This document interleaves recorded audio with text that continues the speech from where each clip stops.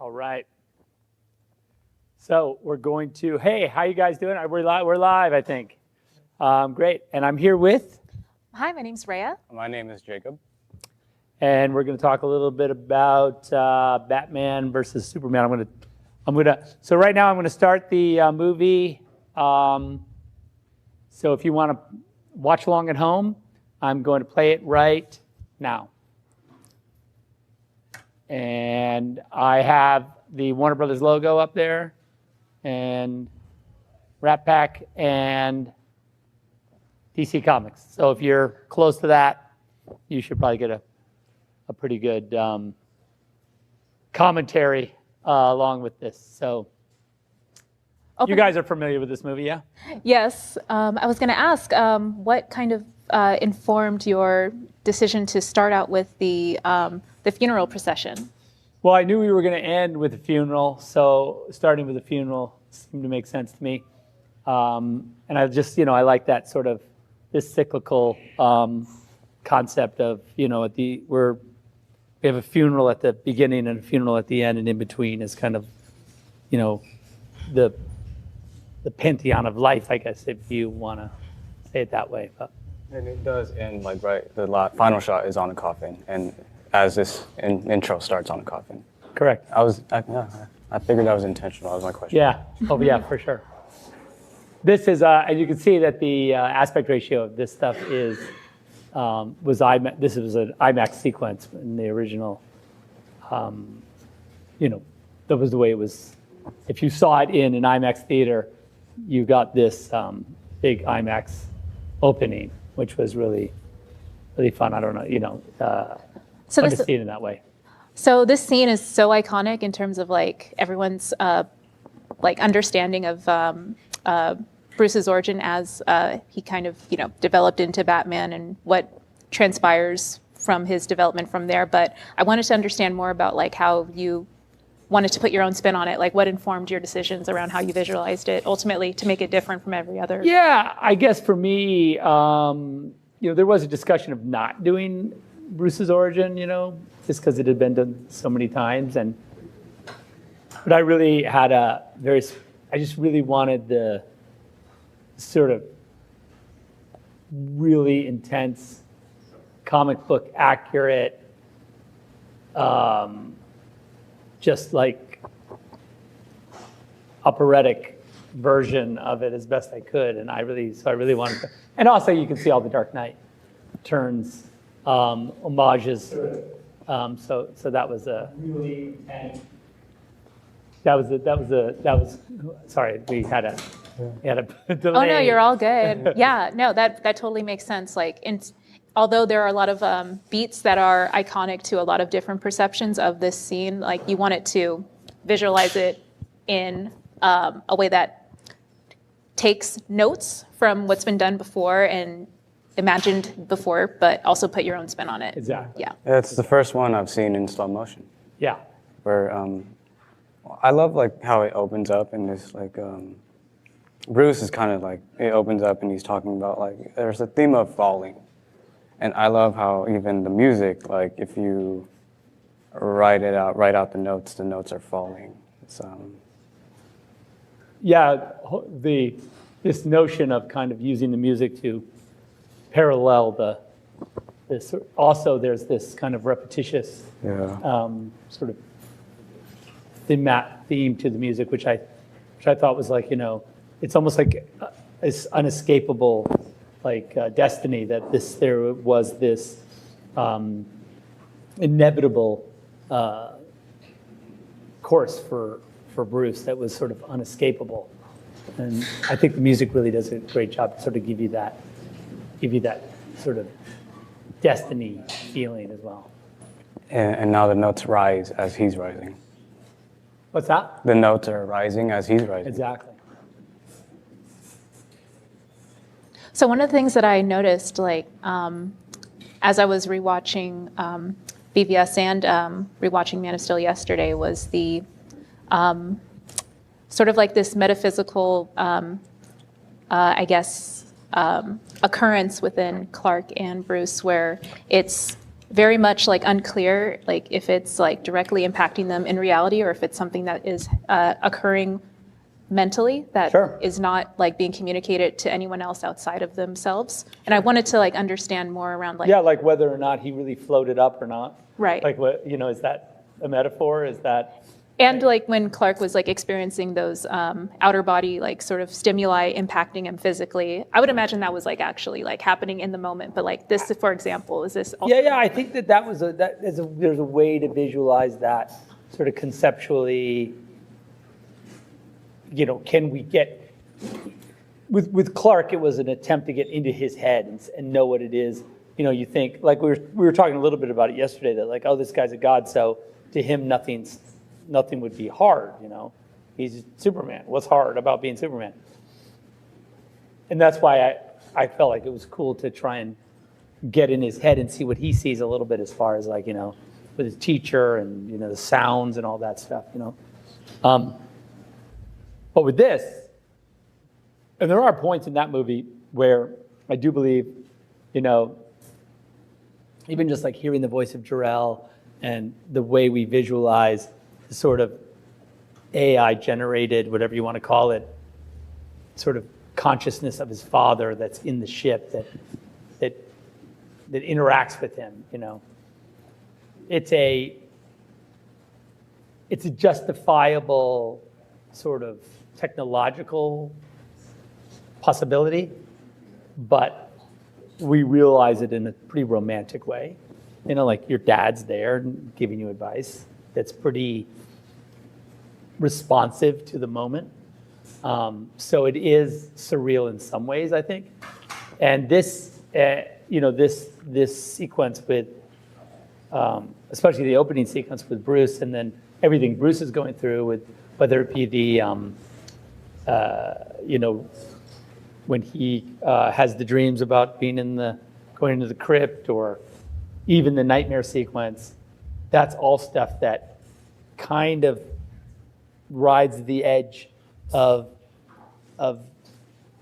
sort of imagined reality within the context of the movie. Like all of it's important information toward character and toward who they are and who they metaphorically and sort of mythologically are. But as far as like what is the hard reality of what's happening, that I do like to keep a little bit liquid, Yeah, some parallels that I noticed too, like between the physical trauma that Clark was experiencing at school in Man of Steel versus what Bruce is experiencing as a kid, is that there's not really much to ground them in terms of like something to for them to latch onto that is that they can relate to, or someone that can like empathize with them around them. It's clearly them on their own, unless like they are able to like find. It doesn't seem like they're able to like find any sense of like a safe space either within themselves or externally. So I wanted to understand more. Is that something that you intentionally wanted to like kind of make a concentric, thing about them? I love that way of thinking about it, because I think that they both have a very unique set of challenges that isolates them both, and sort of created them. The isolation kind of made them who they are. I mean, like, of course, Clark had, his father for this sort of moral rock, here his family, for this moral sort of way of thinking about what's right and what's wrong. And I would say that Bruce had that similar thing, but both, once they kind of separate from that for Bruce, it was when he was very young, had to sort of go on his own, took like an adolescent, in some ways it's this adolescent view of what justice is. Like if you ask a 10-year-old, like, what is justice? Batman is a pretty clear answer. Yeah. And I think that that's kind of the way he sort of sees morality, a little bit he has a kind of childlike view of like right and wrong. And I think that that's what causes, him to be so, intense with the way he treats criminals. You know what I mean? It's So in a way, like he was sort of like stunted Yeah, after that absolutely. traumatic experience of losing Absolutely. his parents, and the idyllic sense of like justice as a kid just like remained in his mind. Yeah. And then in my version, like became, I would say, perversed by the reality of taking that moral position on crime fighting and then extrapolating it over 20 years. Like, what do you become?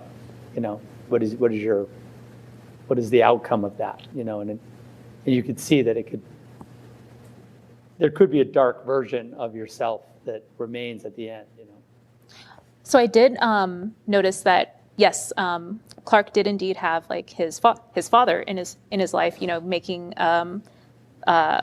a sense of morality and sense of like commitment to like civic duty very present in Clark's mind, and establishing sense of like restraint for protecting others. I totally see that, but like as far as Bruce not really having those pillars of morality around him like throughout most of his life, I do wonder like Alfred's presence in his life. Alfred seems very much like grounded in like I think without Alfred, the practicality he'd really be of lost. life. Yeah, right. for sure. I'd love to know more about like what we didn't get to see on screen. More of like how impactful was Alfred in this universe that you like as he grew up. Yes.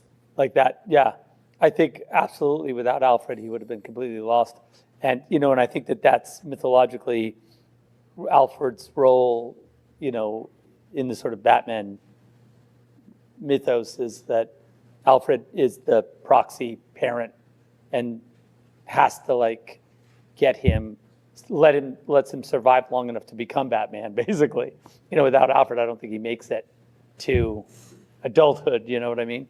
And I think that really is the role that he eventually plays, In terms of like coping strategies, it doesn't seem like Bruce necessarily had a lot of outlets. Like a lot of it had to like be repressed, which I noticed as a running theme for Clark as well, like repressing those urges to physically like exert oneself or defend oneself. And with Bruce, it seems like he kind of like grabbed onto like those urges to like enforce like his perception of good. So Sure. I kind of see that dichotomy of like Clark is restraining himself, and then Bruce is like kind of harnessing like his ability in order to exert that force. Yeah, it's like the opposite. Yes. It's like, the dichotomy. One's like giving everything, and the other's trying to restrain. Yes. And I think that's cool. They are yin and yang in that way. Definitely. I mean, here we are in Africa.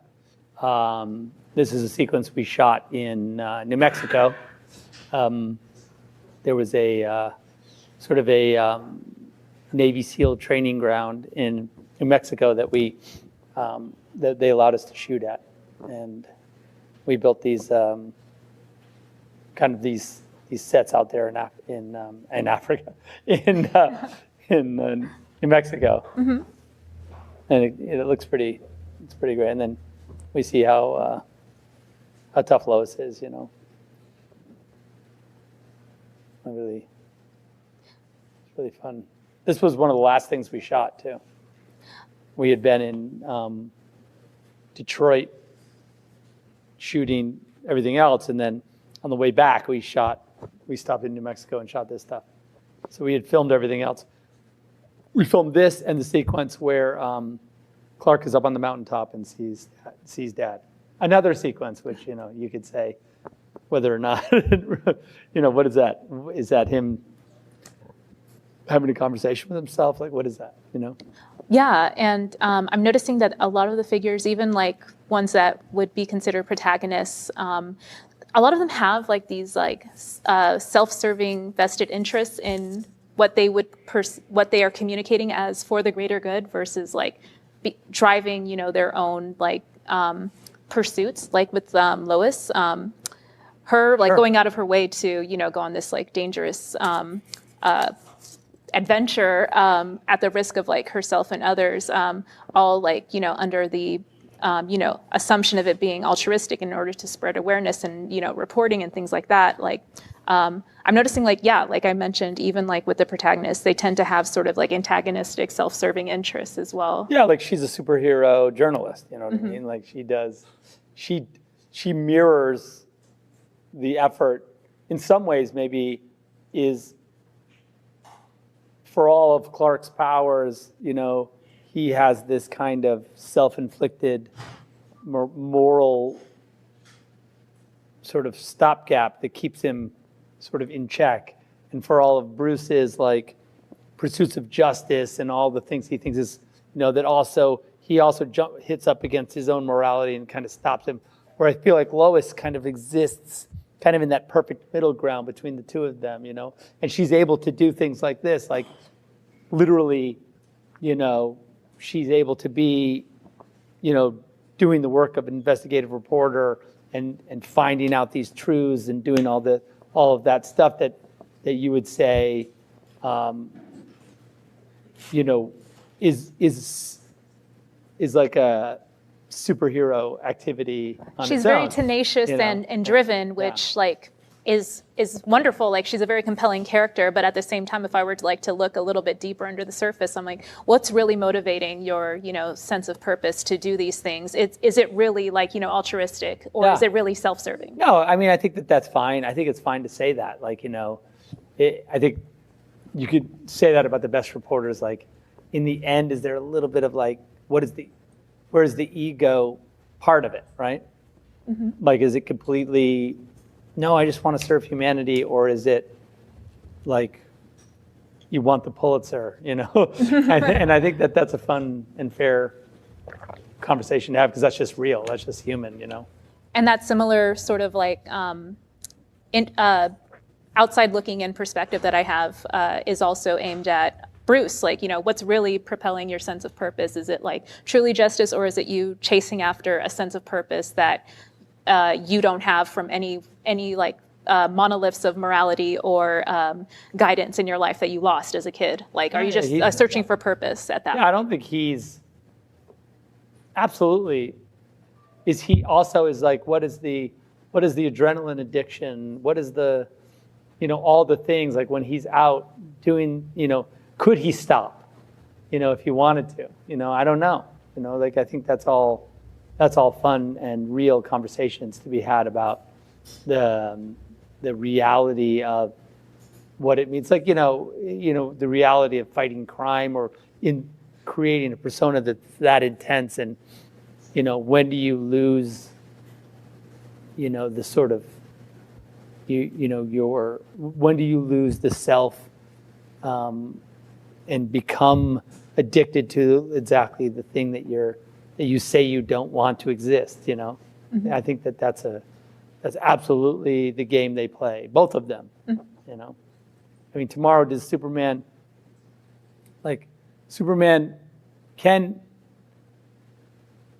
cannot, he doesn't need to put the costume on and fly around and save everyone, you know?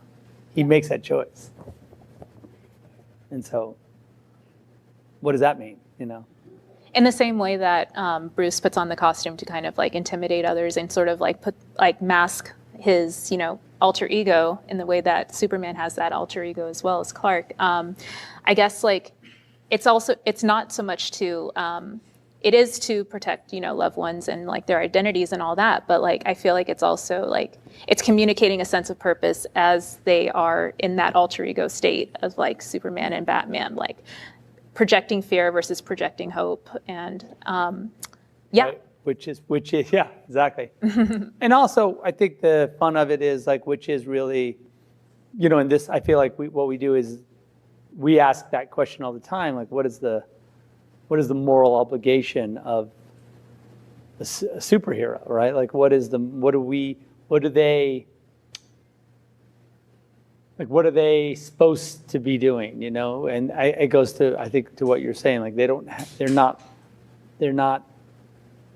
they're doing it. They're making it up. No one's forcing them to do it. And so there has to be some level of ego and some level of, you know, manufactured morality in what they do. and that's fine, and that's not. I don't have, some people would be like, no, they're purely altruistic, and they're yeah. No, Probably not. I agree. They can't be. In my mind, yeah. No, it can't be. I think that when we were making the movie, there is an argument for this notion that, in the scene where Bruce takes the gun from the guy and shoots the tank and blows the guy up, right? So everyone was like, "Oh, no, it's a big deal," for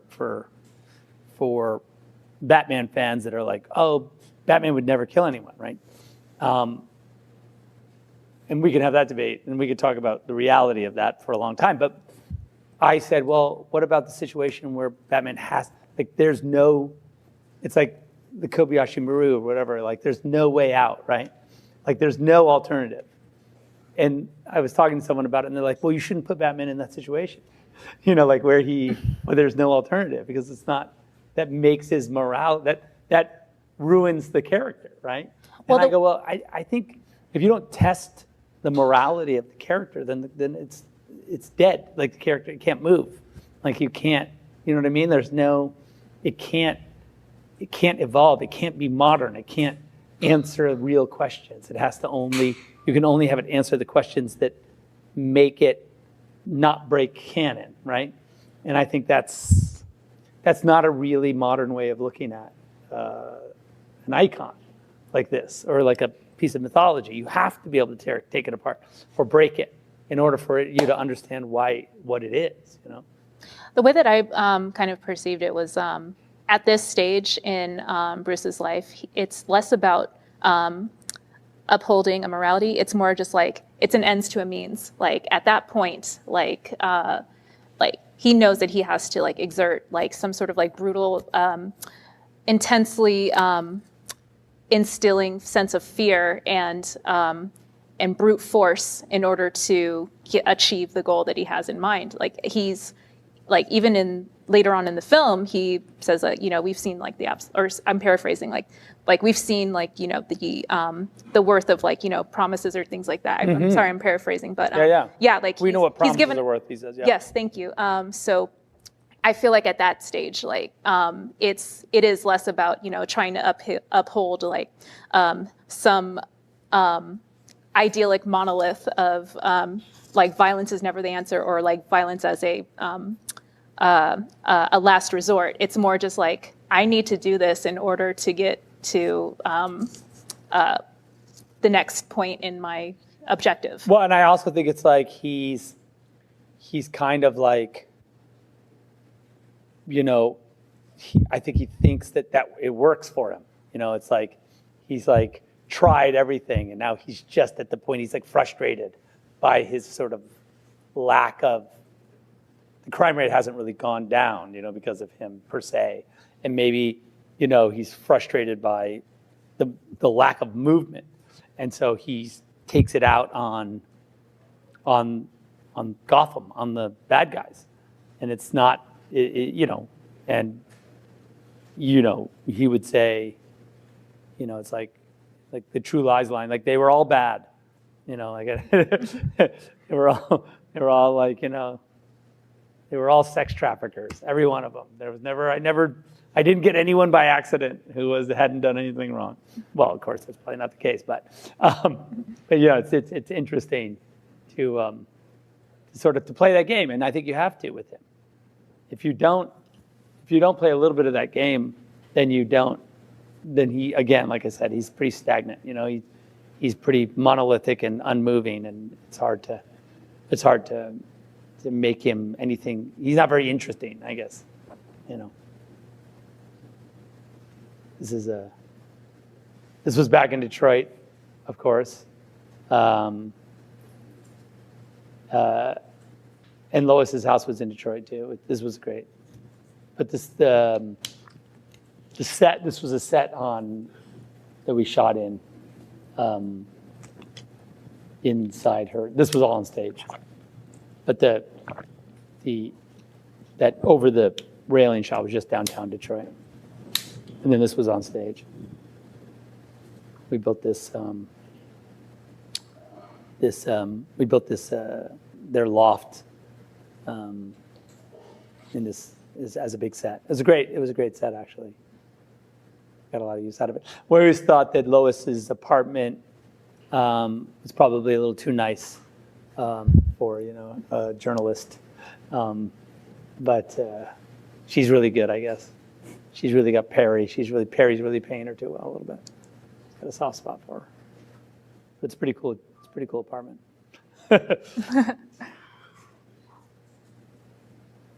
There was a sequence we did that I don't think it made it into the movie at all, or maybe partly it did, but it was that there was a water. I can't remember it exactly, but the water had gone to the apartment below them, and I don't think did we shoot it? I can't remember if we shot it, but it was Clark had fixed it, like the roof, of the apartment below because they were bad. Mm. It was in the script for sure. We might have shot a little piece of it. I can't remember. It's a little bathtub scene with our heroes. Strategic movement by Amy Adams. Very carefully done. Very professional. Like moments like this that are kind of like a reprieve from the high octane like intensity moments. I kind of look for notes of exposing vulnerability and acknowledging like, hey, I'm in pain right now. Yep. I'm reaching out for help. Yeah. Yeah, I felt like this was definitely like a good moment for that, and I felt like I was looking for those scenes with Bruce as well. There was like some semblance of that happening. I just wanted to kind of like... the Bruce moments, mostly the Bruce moments are like, and I think that's the difference between having Lois be this sort of really a pillar for Clark, and Bruce doesn't really, he has Alfred, but it's not the same, He can't really talk about his fears and or he doesn't want to anyway, about his damage, where both of these guys are they're doing their best, I think, to examine the sort of pain that they're both in, They have mutual psychological safety within one another. Yeah, and Bruce just doesn't have, that's why like you see in the one scene, like where he sits up and he takes some painkillers and drinks some wine. That for him is... That's his coping mechanism. And he literally just had some anonymous sex with someone, That's pretty much those are his three. That's his MO. That's his way of like... Coping. Don't cope, is his answer. But. All right, well, I think we are going to take a small break. Thank you so much. That was a great conversation. I really enjoyed it. And if right now it's Bruce and Alfred are in the Batcave, continue watching, and we'll be back in just a few minutes. So thank you. And also don't forget to donate to the AFSP. I think the website comes up on our pause.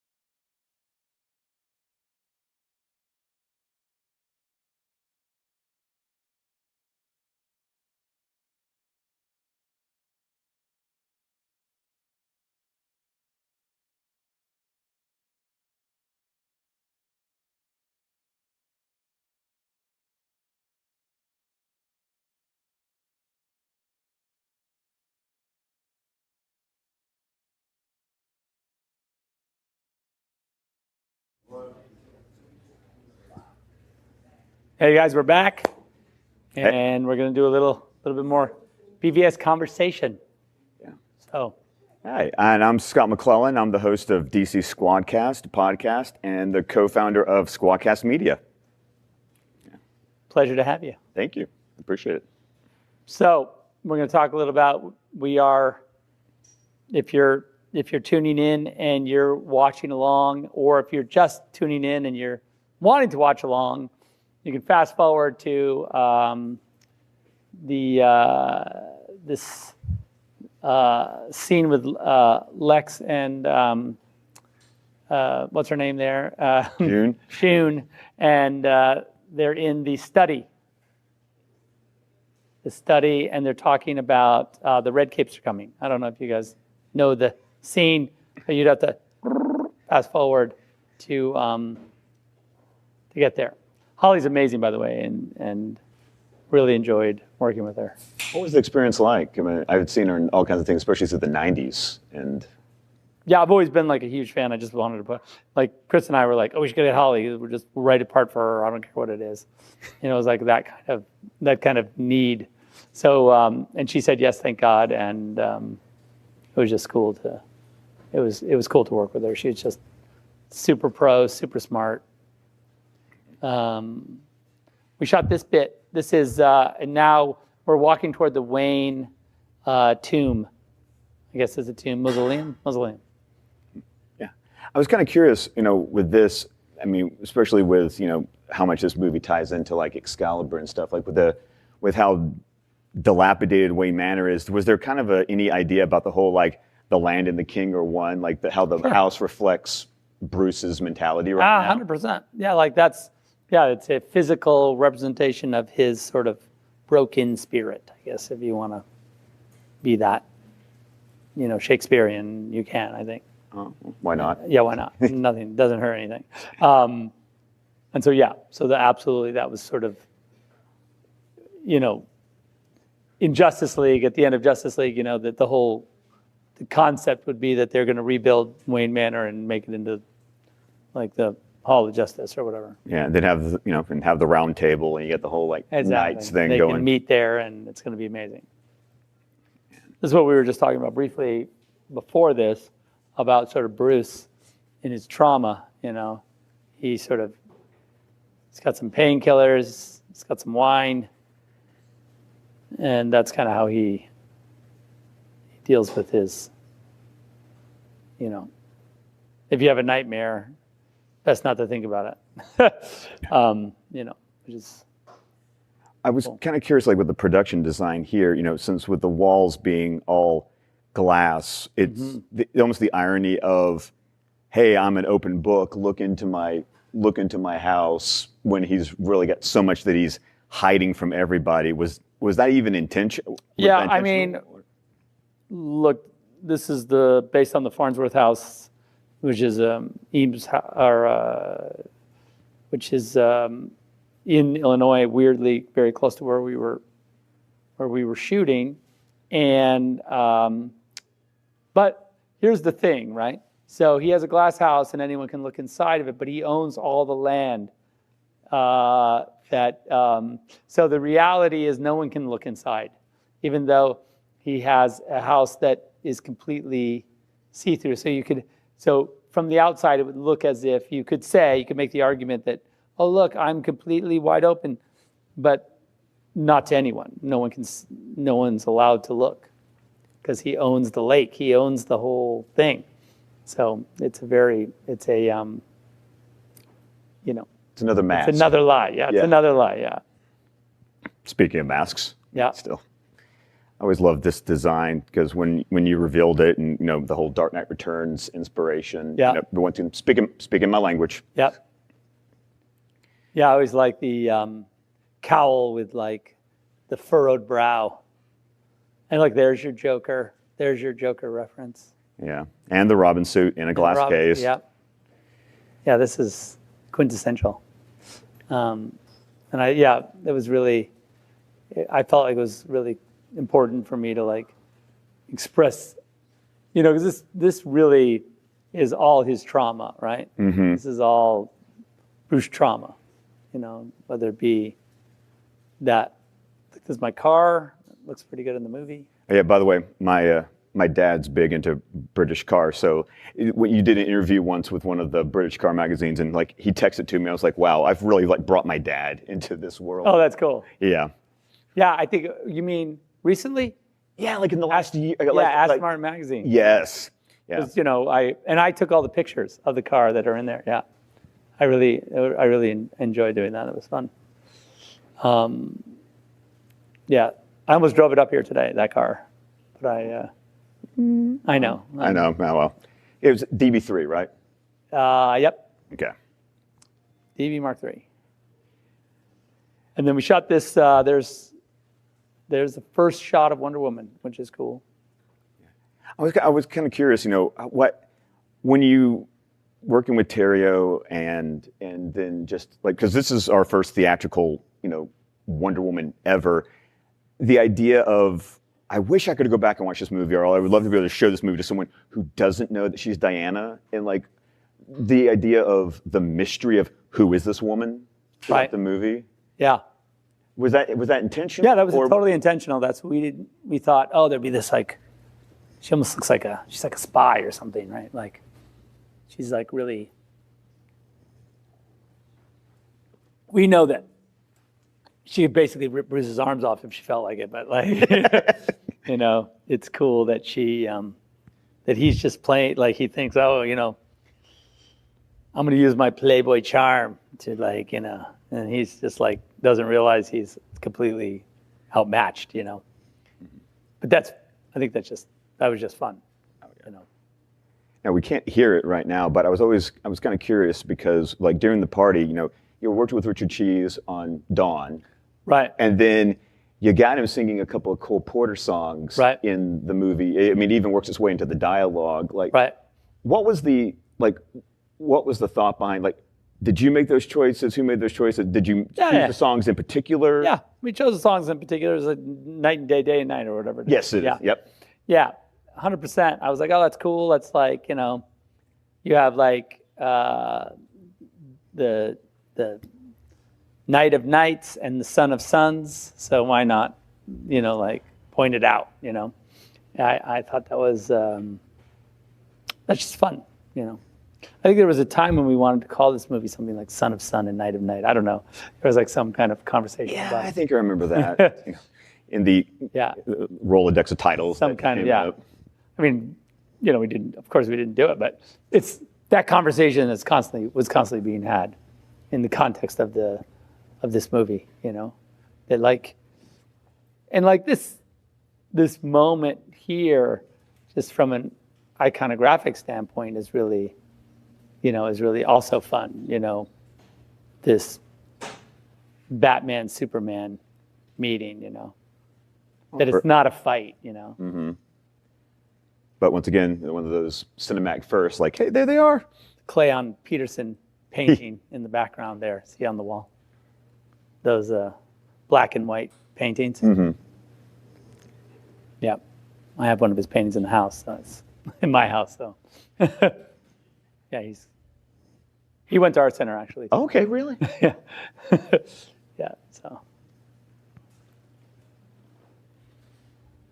But yeah, it's fun. It was, and I think I gave that motorcycle to Damon Caro, that motorcycle that's in the background there, Okay. after the movie was over.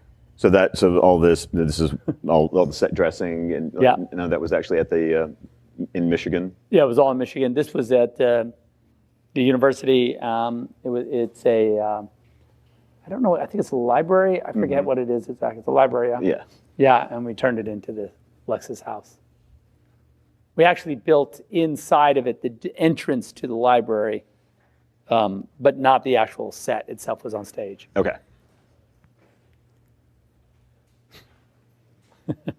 I mean, what was with everything going on with, Jesse Eisenberg's depiction of Lex Luthor, like, what was the process, like, how much was it what you were giving Jesse, how much was what Jesse was bringing, like, into the scene itself? It was a good combo. Terrio, I think,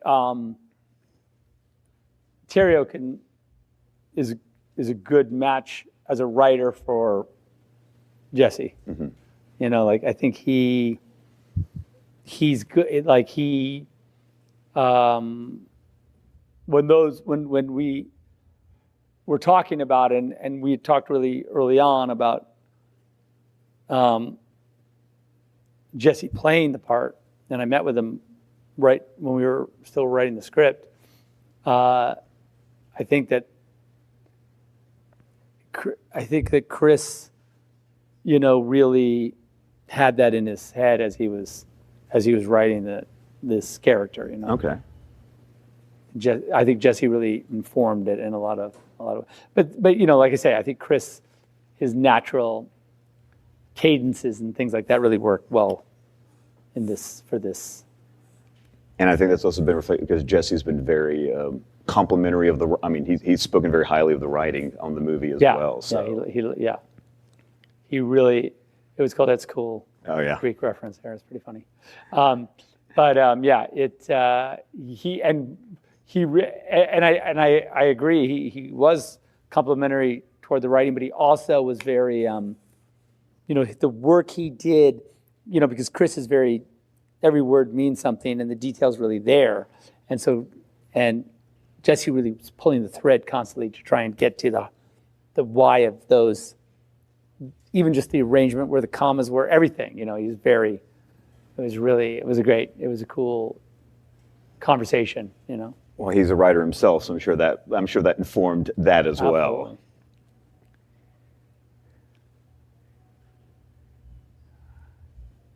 Love how this moment ends up with the poster for the event. Yeah.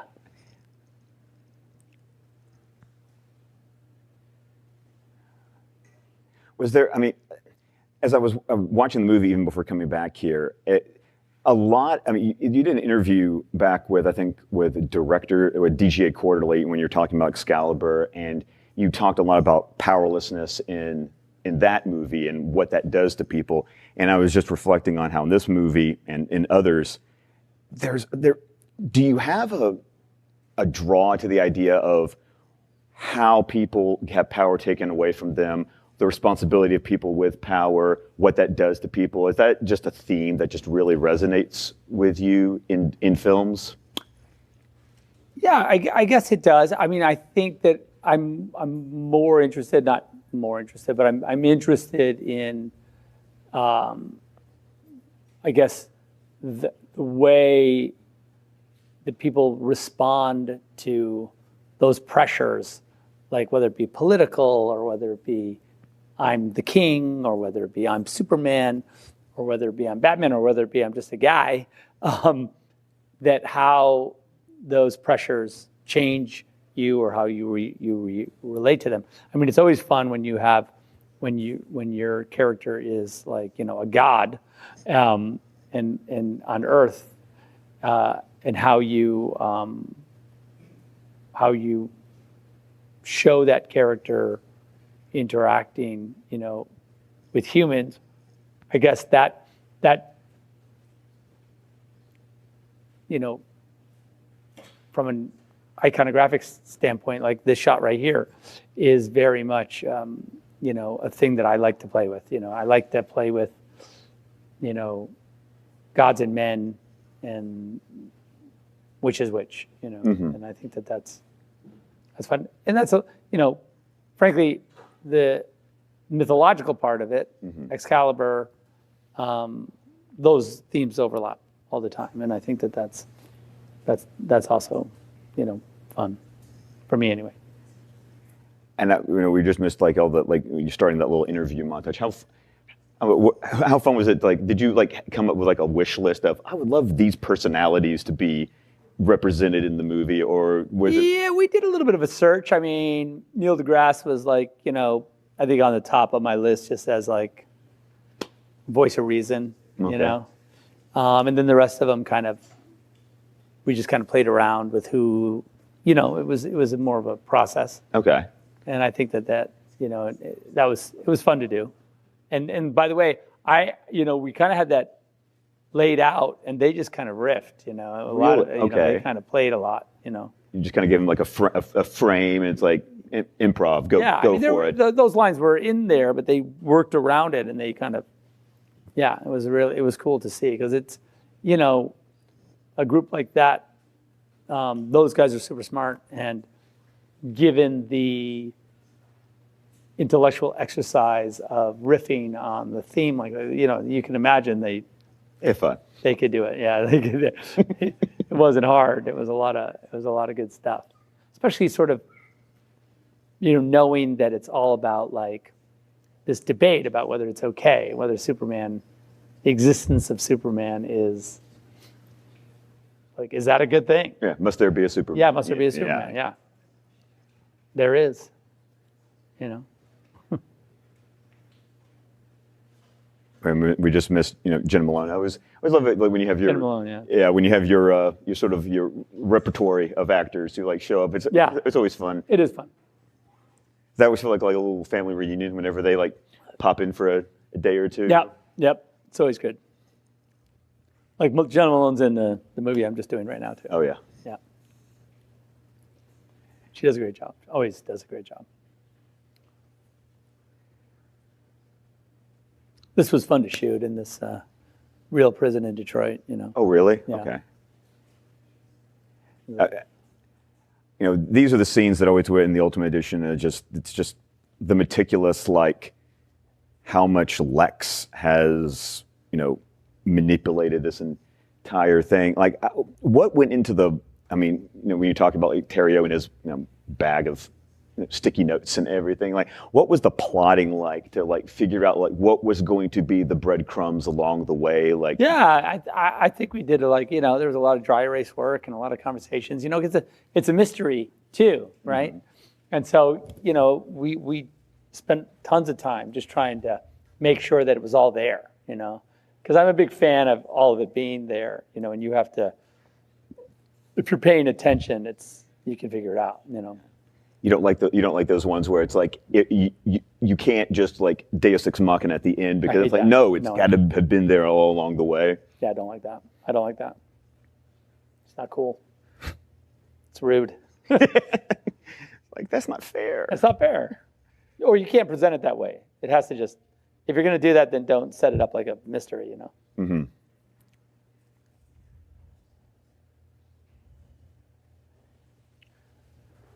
This was a little sad. This was back in the real prison again. Okay.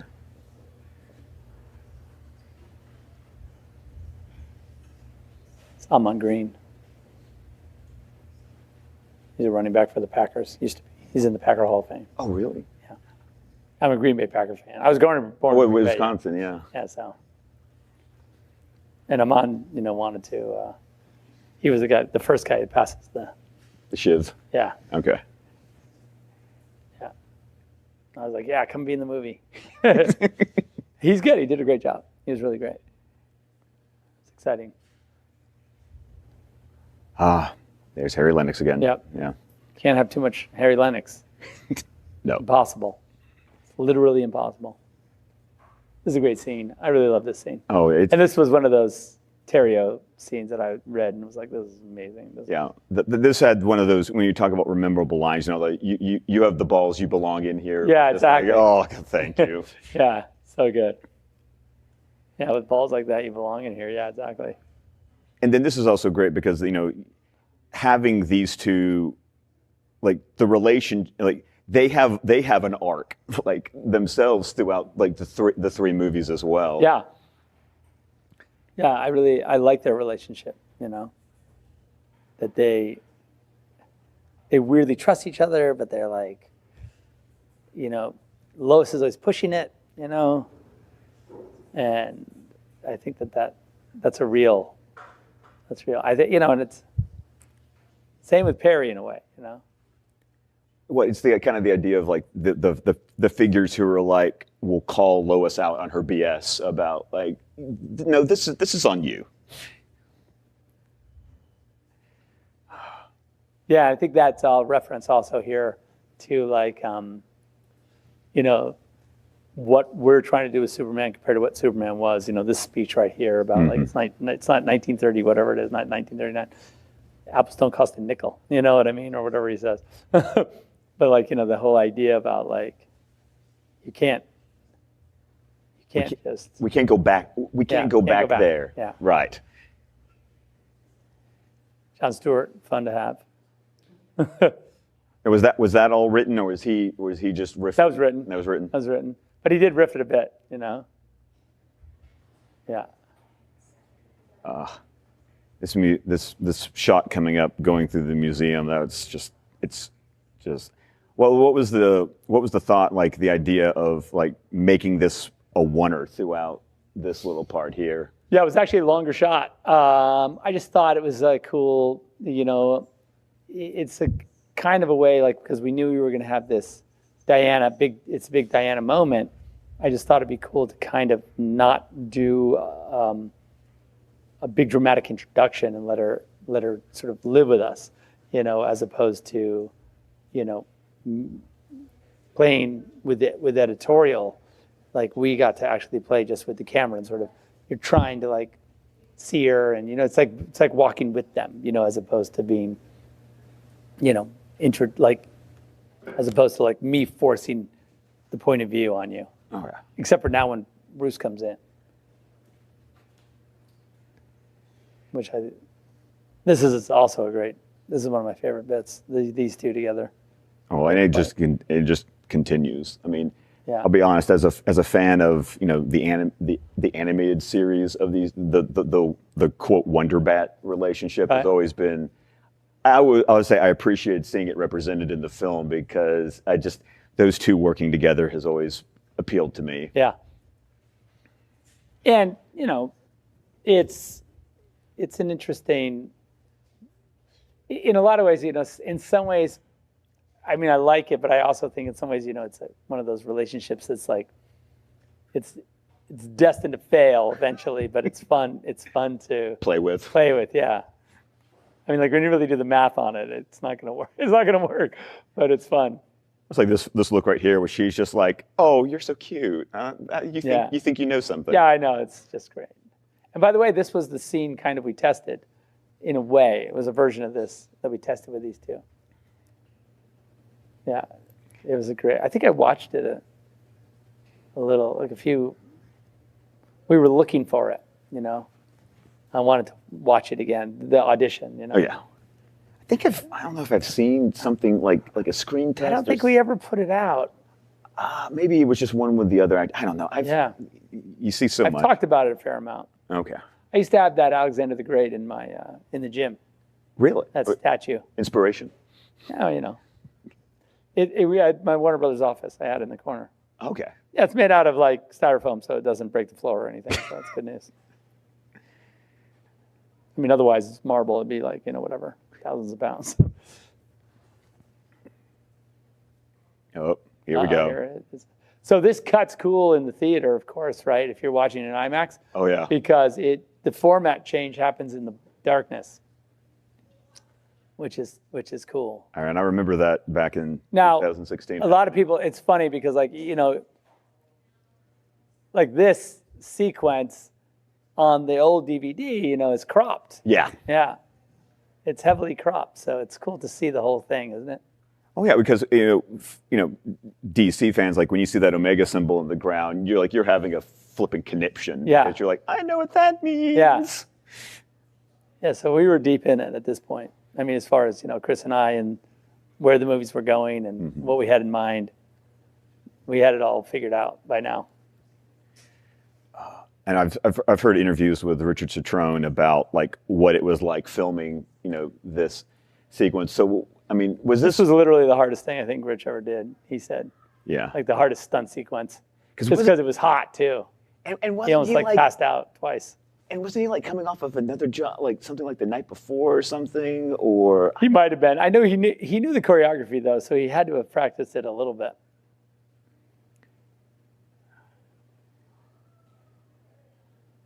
Those are the fire pits back there. Oh yeah. Cool. So what was the idea of, because when you're watching the film, when that cut to black happens, and so the audience is like having a giant WTF moment, like was that something that you like secretly were just like he, like you were looking forward to, like sort of unbalancing the audience, like with what's going on in this entire sequence? Yeah. Like, I want you to go like, yeah, really it's just a world building exercise of like, what, like, where are we? But obviously, like, this is a whole other reality that has yet to come, right? Oh yeah. And I think that the idea, if you have a little bit of, even if you don't, but if you have a little bit of like, what do you call it? DC knowledge, and that like, okay, this is clearly like some, elseworld version of Gotham or wherever we're headed. What would it take to get me here, right? Like what are the things that we would have to do, that would have to go wrong with the world for Bruce to be in that situation, And then when parademons come flying in, you're like, oh, I see where this is going. Yeah, So I love the idea of like, this small band of resistance fighters, like in the midst of this, basically what's left of humanity. You know what I mean? It's like it's pretty cool. How much was this practical lot? Because obviously you've got all the the parademons floating in the background and like the fire pits in the sky. So was that all? Well, we were in like a compound we built, that little compound. But yeah, that's all CG, everything except for like the guys are all in motion capture suits, except for the Superman police soldiers. Yeah, they were all real. And some of the his rebel army there was also those guys were all real.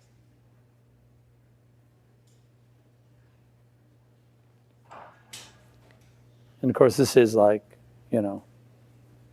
Superman having succumbed to anti-life, It's kind of funny because it's a nice little parallel from the scene that we just saw at the library. It's like now you're seeing these characters where they obviously, you go from first meeting them to there's some history and we have no idea what that history is right now.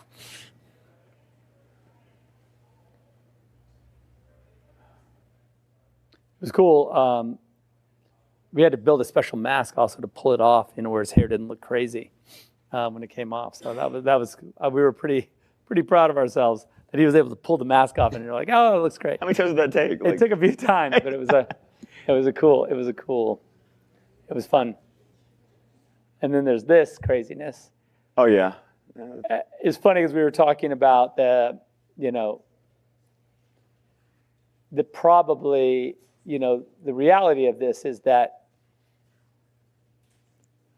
there was two opportunities in the timeline for him to find Bruce, and probably when you go through the real-time movie and you get to that point in history, in the reality of him about to jump back in time, he's going to say, like, what time, where should I get, like, I have these two windows. And then he should say, then Bruce is like, which one would you have gone to if I didn't say anything? Mm-hmm. And you go, I go to this one, and he would go to the other one. Right. Because you went to that one already. Yeah, I've lived this one. It didn't turn out so well. It doesn't work. No. You're too soon. Too soon. You miss it. And because of that, like, obviously that's already in this movie. So how much of you're shooting this movie, and like, was there a timeline, whiteboards, like at what point in the production of this movie have you been mapping out those future stories so that you can already have it in this? Yeah, no, we had it. Yeah, by then we had it. I think we had it all mapped out. Mm-hmm. Pretty much to the whiteboard, a version of the whiteboard that was at AT&T headquarters was right. A version of that existed. Okay. So was it even like in pre-production of this movie, or like during production? Yeah, it was. I think it was in production, and then we had it all laid out during production, and maybe even in the writing, and then really in post we had it we locked it hard. We knew where we were going, and we just used it all as bricks to build the rest of that. Okay. Because you could see in Justice League, it's really.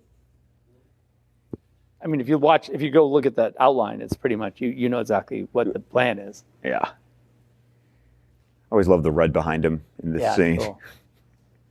It's like one of those. I'm just wink, wink. Like honestly, pay attention. Watch the movie. How's he feeling? Exactly. This was a fun. Oh, okay. This was a fun scene too. These two are great together. Did Jeremy and Ben just they look like they're having such a great time. Well, they love doing their scenes together, so it was good. I think for Ben, it was like having Jeremy made him feel comfortable, because he knew Jeremy's so strong. You always play with. It's like playing tennis with someone who's really good. It makes you better. Right.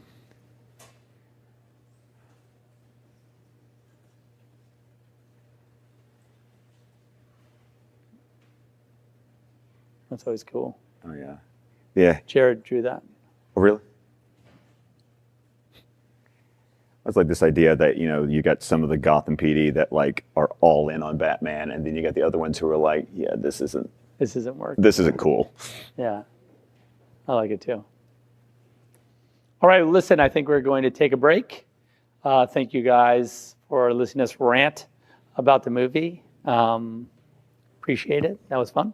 Thank you. And like that, we'll be back in a few minutes for a little more discussion. So in the meantime, keep watching and be ready for the Q&A at the end, back in the theater, but I'll be back one more time. And in the meantime, we're going to put up the where to donate for AFSP. I think it's coming up right now.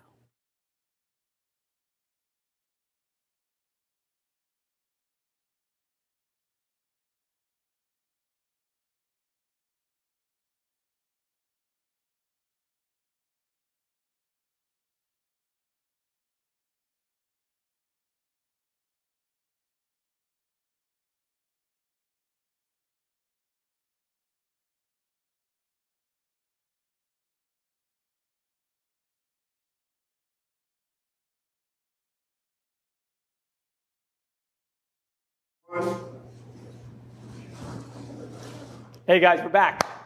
And I'm here with... My name is Rebecca Johnson. I'm one of the co-hosts of a podcast called Supergirl Radio. So I talk about Kryptonians quite a bit. And this audience is probably watching this might know me better from a YouTube channel that I have where I talk about Batman v Superman quite a bit. I've done nearly 40 live streams about the critical reception of Batman v Superman, where I read through the top critics of Rotten Tomatoes verbatim to find out why they thought the way they did, because I disagreed with it vehemently. So I talk about BVS. It's one of my favorite films, so I'm really honored to be here. Literally, probably you are, I would say, like a scholar of this movie, probably more than anyone else. So if there's anything you want to teach me about it, I'm happy to learn. Because I've watched a bunch of your analyses. That's a weird. I might have blacked out just a little bit to know that you use the word. And I'm always like, it's cool. It's actually cool. Even the format is really interesting because the way you, because a lot of times I feel like, and I'm sure it's been your experience that with this movie especially, and them not really, a lot of the sort of criticisms of the movie were written also off of the theatrical version of the movie. Right. And we all have the benefit of seeing both versions, but not that the theatrical version is like, it's not insanely different. Right. But there are a lot of things, in the sort of special edition or director's cut, whatever you want to call it, right, of the movie that kind of, what I like about it is it vindicates a lot of like what you would say about the theatrical, where like if you intuitively thought, oh, well, this makes sense because this is this. Right. And someone might say, well, that's not in the movie. And then when the director's cut came out, you're like, well, It actually, That answers there it that, is. yeah. There it is. I thought that was what happened, and it actually did. So that's cool. But anyway, so I've been very, it's been a great honor and pleasure to watch you dissect those things. 'Cause Well, really, it's an honor and cool. pleasure to do it. So. Yeah. Well, thank you. This scene, especially where right now, I don't know where you guys are at home, but Superman just left the Capitol, and Lois is watching him fly up. So if you know where that is, you can kind of, Alfred's chopping wood. So I had a question for you Yep. about the Capitol bombing because we're at the tail end of it. Mm-hmm. Did you go through the history of like the rotunda and the Capitol building? Because what gets destroyed in there is the history of America. There's paintings in the rotunda, all that's destroyed. It's even the place where legislation happens. And there's the freedom statue is on top of it. So I think that says a lot. It was it was, when we talked about it, Chris and I talked about this concept of blowing up the Capitol. It was, we knew, we really wanted to have it be iconographic, and clearly Lex has that same, we were trying to think like Lex about what kind of damage, irreversible damage you do to America and or the persona of Superman by destroying these things that you couldn't replace. Truth, right? justice, and the American way. Exactly. How could we bring that down in one cut? And that was kind of the game we were playing with that, with the exact sort of what got destroyed in the Capitol. Because, it's also, you can go, there's a lot of stuff in Washington that you could blow up that would have different significance, but, it was that we felt we really, and then once we had sort of more specific plans, like where we actually, because you can say that, but then like you get like, oh, a little model, and you start to talk about like, oh yeah, this would be cool. This is going to look good, actually, in a movie. More than just theoretically talking about like, oh, cool, we'll blow up the Capitol, but like, okay, well, where? So that's also part of the fun of making a movie, is that, you get to do draw-overs and go like, oh yeah, that would be cool to blow that up, and Statue of Freedom, and just see it all. And it ties back to Lex Luthor's The Oldest Lie in America. Yes. The power can be innocent. Yes, but that's really the exact concept of that. Well, he says it right before this whole thing. Oh yeah. Yeah. Very intentionally. And Superman is with the Washington Monument there. Right, exactly. And this was this scene in particular, which is it's a straightforward moment, but it's really an important moment. Because really, Superman at this moment has sort of lost his, like, not even Lois can bring him back, Right. It's like, I'm doing worse. I'm the problem, right? Which is really, it's hard to get Superman there because of how powerful he is. Right. And again, it's like one of those things where you always talk about, like the idea that,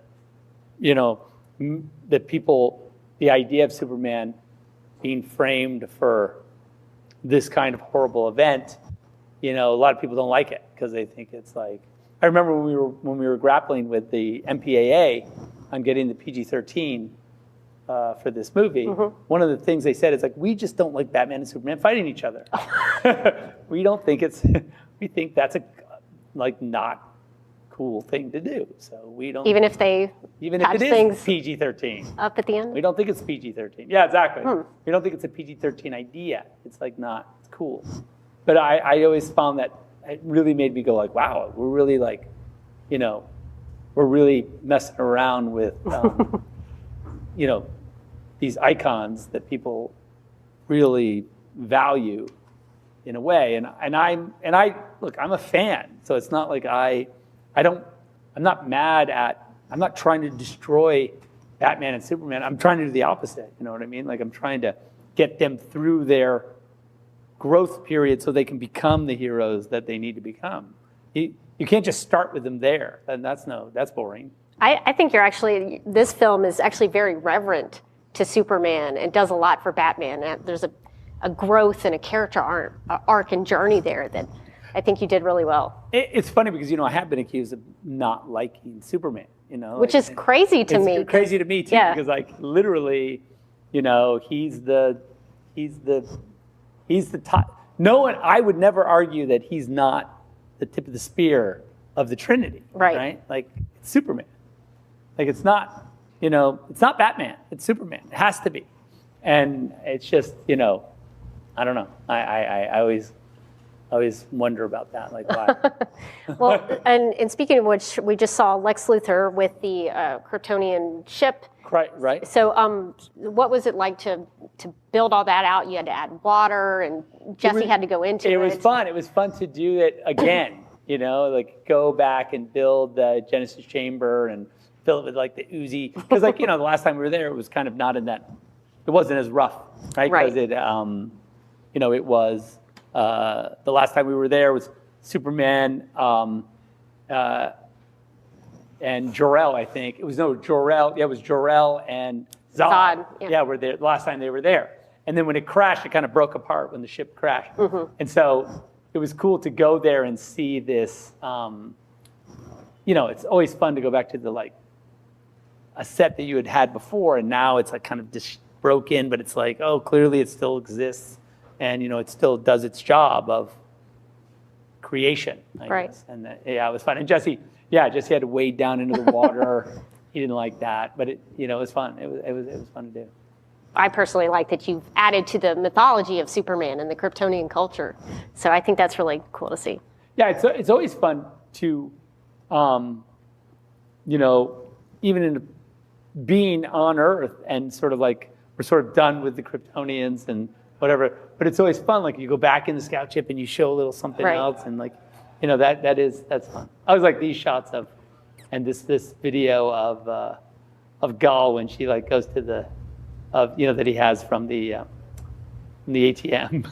That's a big moment for him footage, when he comes up to the picture from 1918. Yeah. What does that do for a man who doesn't understand that there are immortal beings? Yeah. So how do you shoot some of that stuff? Is that we like shot handheld? That was fun. That stuff, like we did like, oh look, see, and this is the this is the Wonder Woman shot. It's so funny because I have it, I'm used to the other one I have. Right. Yeah. So it's funny to see, but it's cool. It really links the worlds in a nice way, to like the original Wonder Woman movie, or to Patty's movie. Right. It's really cool. And of course we were there for that photo shoot. Right. I think I'm in the background out of focus.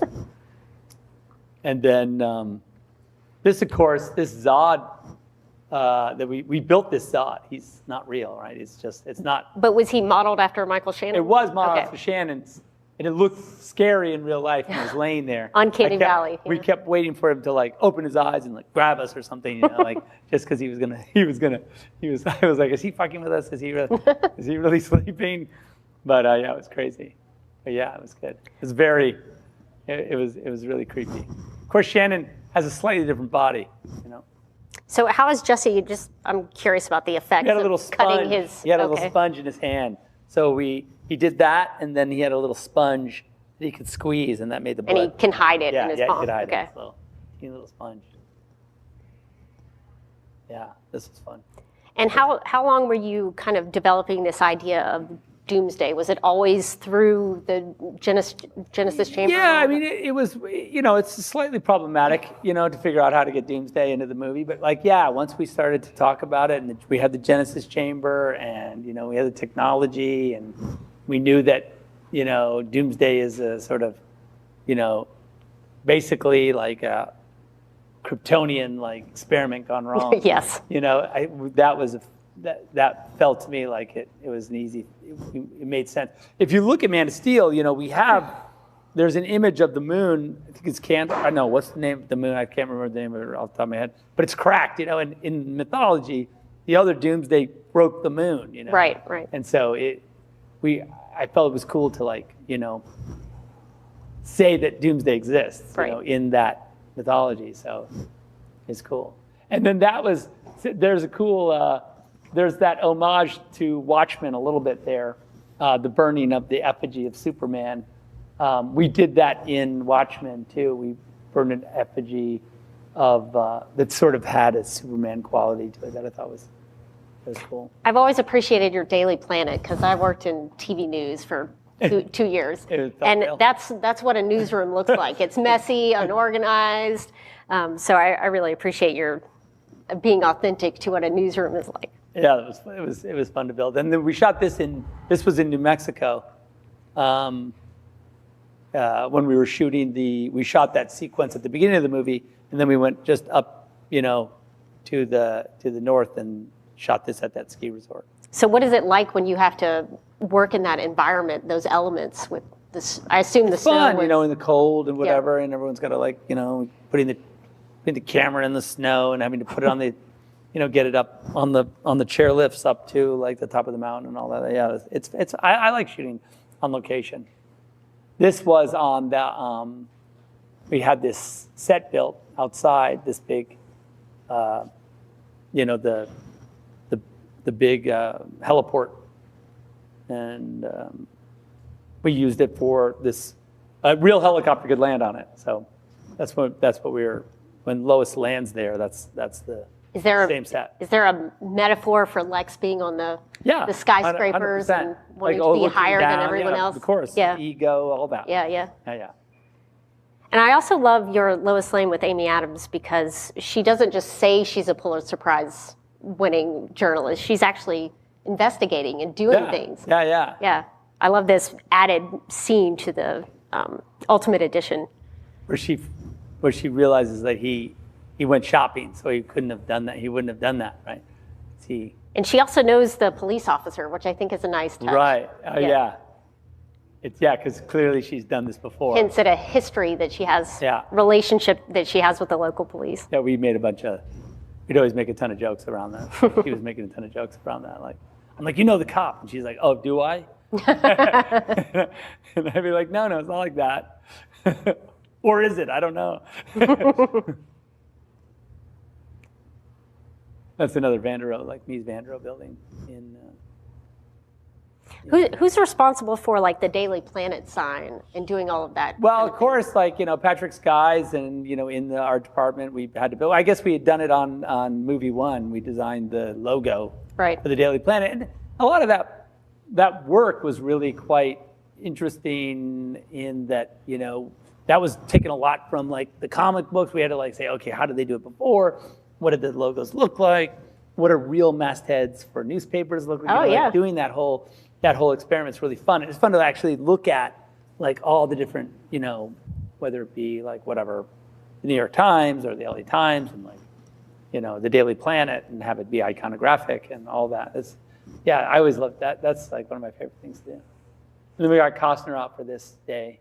So was this on location or is this? That was on location on top of the mountain. Yeah, we actually, they had to hump up there and shoot it. And that was in New Mexico. Same day we did that other shot. Right.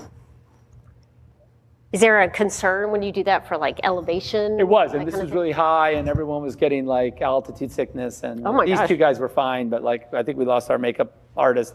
She went down, and a couple other people went down to altitude sickness, and we kind of were like, there was like a handful of us still like standing up there at the top of the hill when we shot this, but it was cool. And Kevin, of course, and Henry were like fine. They were like, oh, this is great.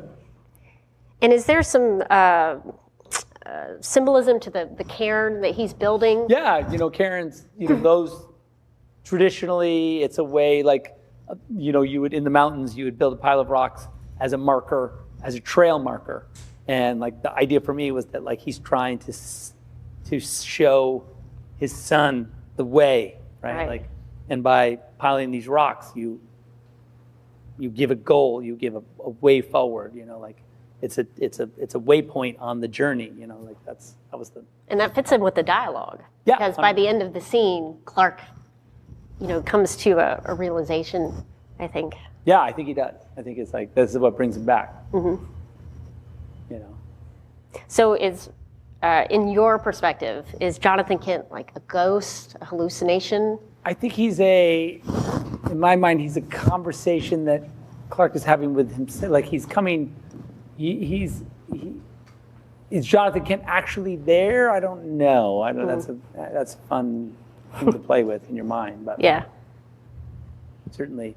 And then it's awesome that I think that this scene is happening in basically, at the same time as that scene. This is a conversation about like, I'm older now than my father will ever be, than my father ever was. It's like this,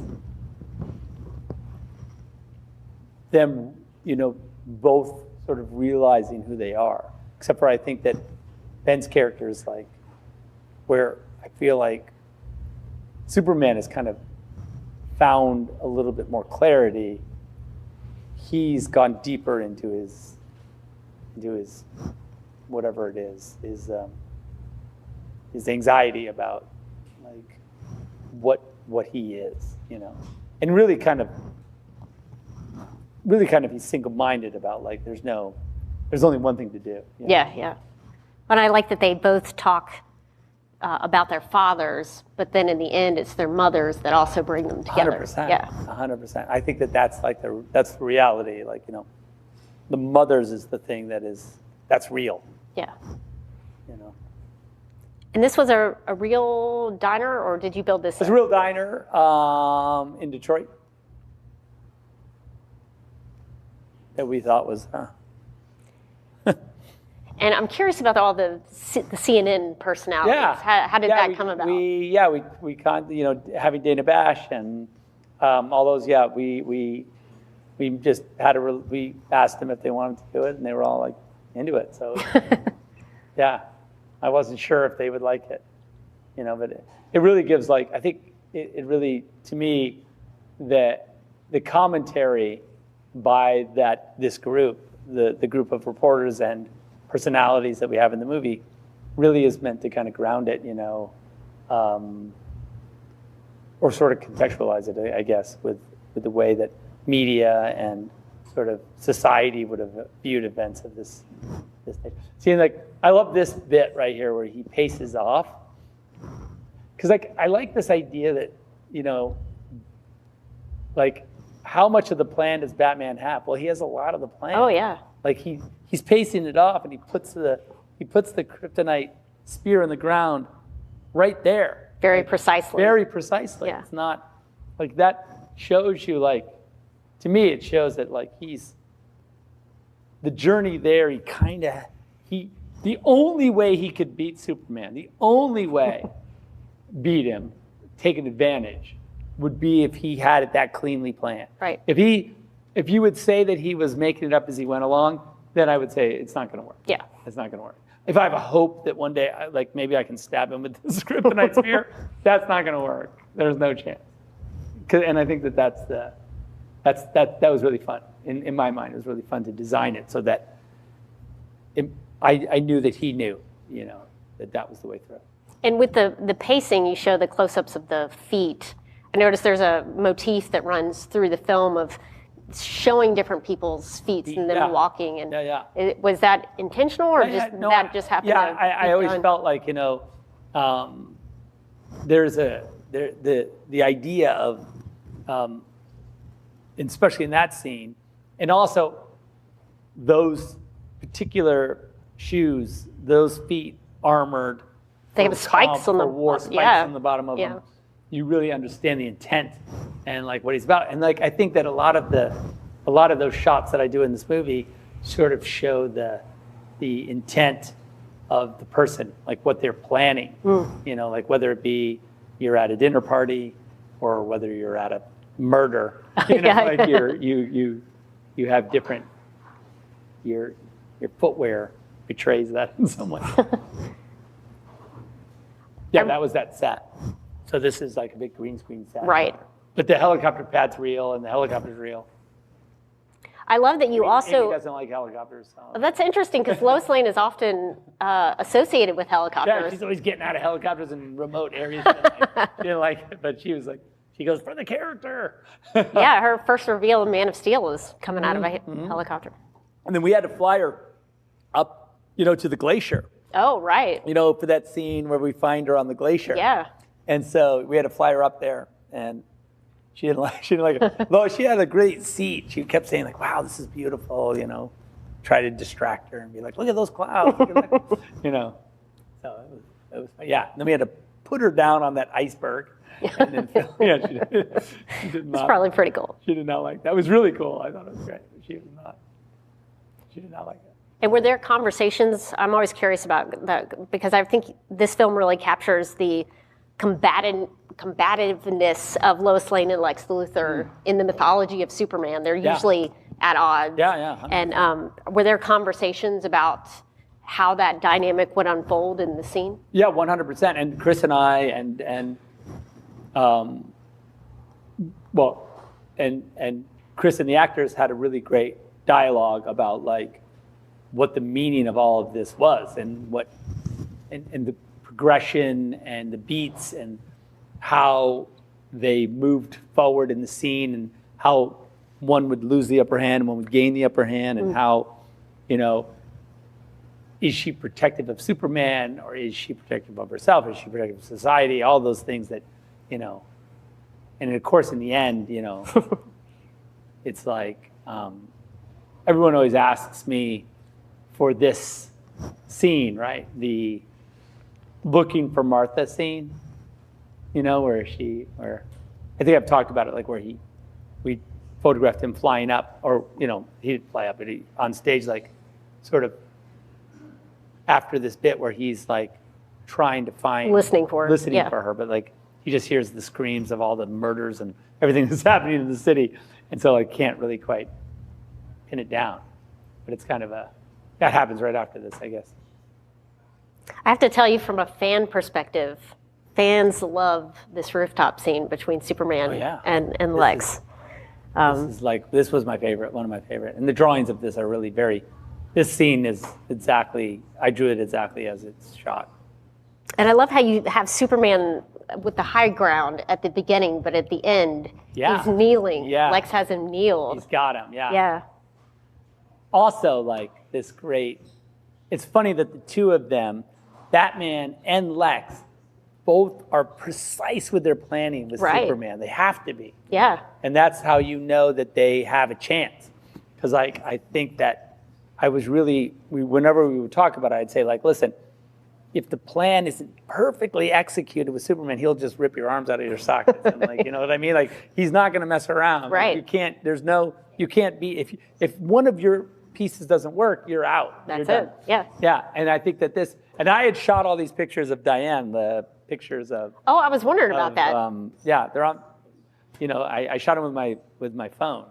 Oh, so it wasn't a Polaroid. It wasn't actually Polaroid film? No, I shot them with my phone, and then I manipulated them, and then we put them in the Polaroids, you know, so I could get them, and I gave them that little bit of it. Is it your handwriting on the Polaroids? It was in my storyboards. I did it that way, and then someone was copying my handwriting to do it on the day, but very, very close to my handwriting. Same thing with the Polaroids that Clark gets at the Daily Planet? Exactly. Okay. Yeah. It's a slight copy of but this is just like, these, and also the photos are really like upsetting, you know, in a lot of ways. Because you know, these kind of like kidnapping photos. Like, look at how scary they are. I know. Some of them are out of focus. Yeah. It's really, I was like shaking the camera and like.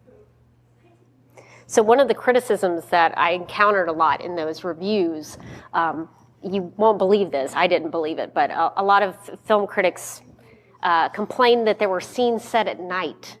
And which I think is a strange criticism. And that was bad because? That's my question.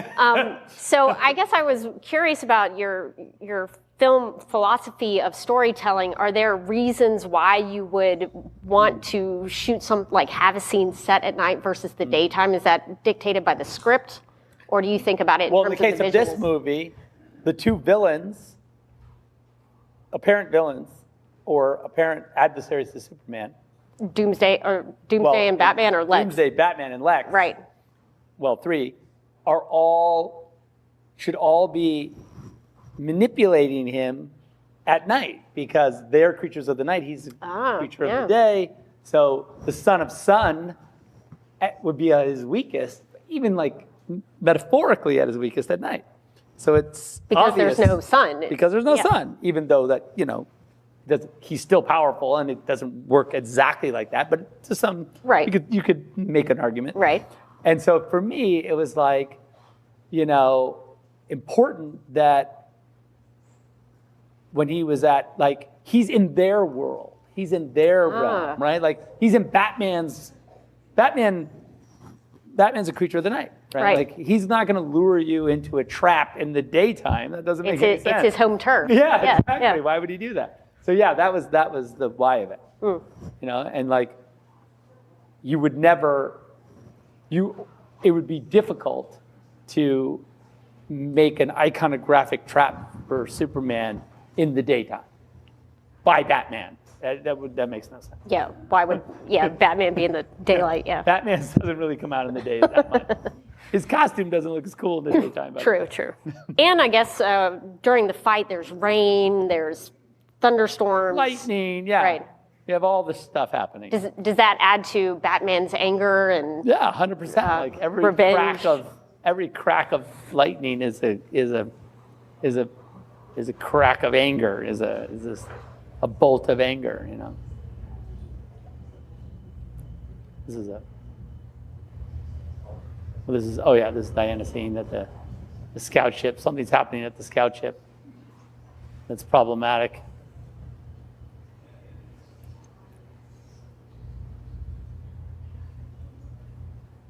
And I think some criticism also was that Superman doubts himself in this film. So I guess my question is, what would you say to that? Like, I would say that Superman does doubt himself in the film, and Superman, we all doubt ourselves from time to time, and to have Superman not doubt himself in the face of the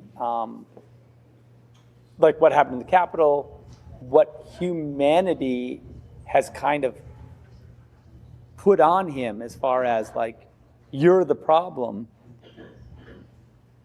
Of course he's going to doubt himself, and of course it makes him more relatable, and of course it makes his journey and then his arc, his final sort of the completion of his journey more profound.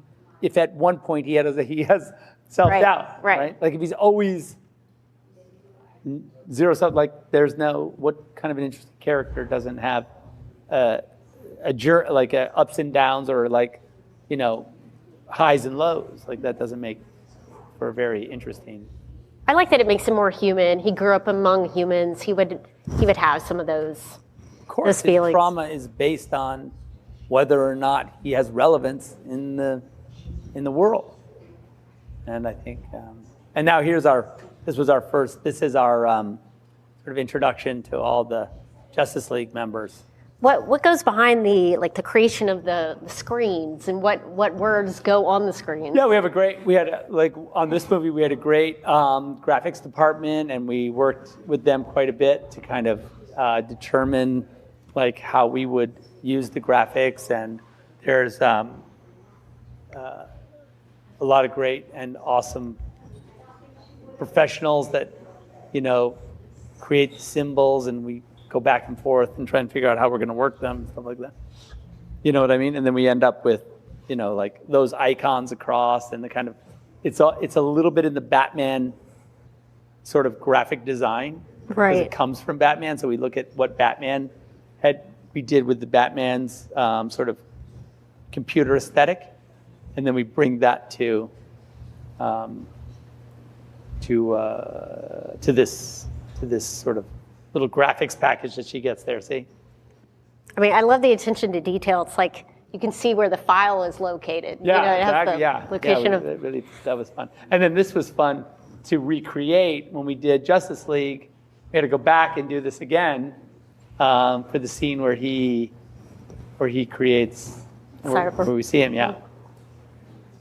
And I think we had done this bit on stage where Silas is doing his, has his little kid, and there he has the mother box on the table. So at that point we knew there was mother boxes. and we knew there was, how this would happen. Was there any improvisation that went with the scene, or was it all like It was pretty much well the script? planned, but I feel like what he was doing was slightly improvisational about like frustration and all that stuff. Kind of played around with that. So I have a question because of this scene where Perry grants Lois the use of the helicopter. Yep. In your mind, I guess you can leave it open-ended if you want to, but do you think Perry White knows that Clark is Superman? I know that I don't know that he does. I don't think he does exactly. He knows there's shenanigans going on, something's weird. I like to think that he would not be surprised, but I don't know that he has it 100% together. I think that scene's more about the faith he has in Lois. Right. He knows Lois needs it, and she wouldn't request it unless she needed it. And in the end, I'll do what she has. And now look, we're back. Now we're in the IMAX. Right, the aspect, aspect ratio. So when you go into creating like the gladiator fight between these two, where do you start? What's the starting process? I started with like the basic notion of like what is the beginning, middle, and end? Where are we going? Like knowing that we're supposed to end up at that spear eventually. Oh yeah. You kind of know the route that you have to take, and then we work with the stunt team and everything with Damon to figure out what we would do Some of these things were like, stolen from Dark Knight Returns, as far as like stolen, homaged. Yes. To sort of set it mythologically in the comic book world. His suit, for instance, of course, this armored suit is very particular. But this was fun too, because if you look, like you see through him, he grabbed him by the suit. And if you look from now on, there's like this There's a hand. piece of handprint, like see where he grabbed him right there. I love that you made Superman so powerful in this scene. Like he grabs those manhole covers and throws them like they're nothing. Like they're nothing. Yeah. Well, it really gives you a taste of like what he's up against. Like he's playing with him at this point. He could kill him at any moment. Oh yeah. Yeah, it's really him like, why are you fighting me? Like, don't do this. This is like a mistake. Like, it's not, like, what are you doing? I love the fact that he throws him into the bat signal. Yeah, that's cool. I like that too. So are you just like pitching out ideas of like what they would do? That I wanted, I was like, oh, you should throw him into the bat signal. Almost like, And then like, again, like that's, the grenade has got lead. Like I don't spell it out, but if you... It's foreshadowed, yeah. Yeah, it's foreshadowed in the making of the thing. Right. Yeah, well, anyway, good. You know. People have always said like, oh, well, like, why can't he see him? I'm like, well, there's lead in the grenade. And they're like, well, but how do you know there's lead in it? And I'm like, well, if you look, there's lead in it. It has it on the periodic table. Yeah, it's a periodic table, yeah. And then, of course, the kryptonite kind of gas, is the thing. Oh, he's like, yep. So it's all working. The plan now, right? Is like, it's all as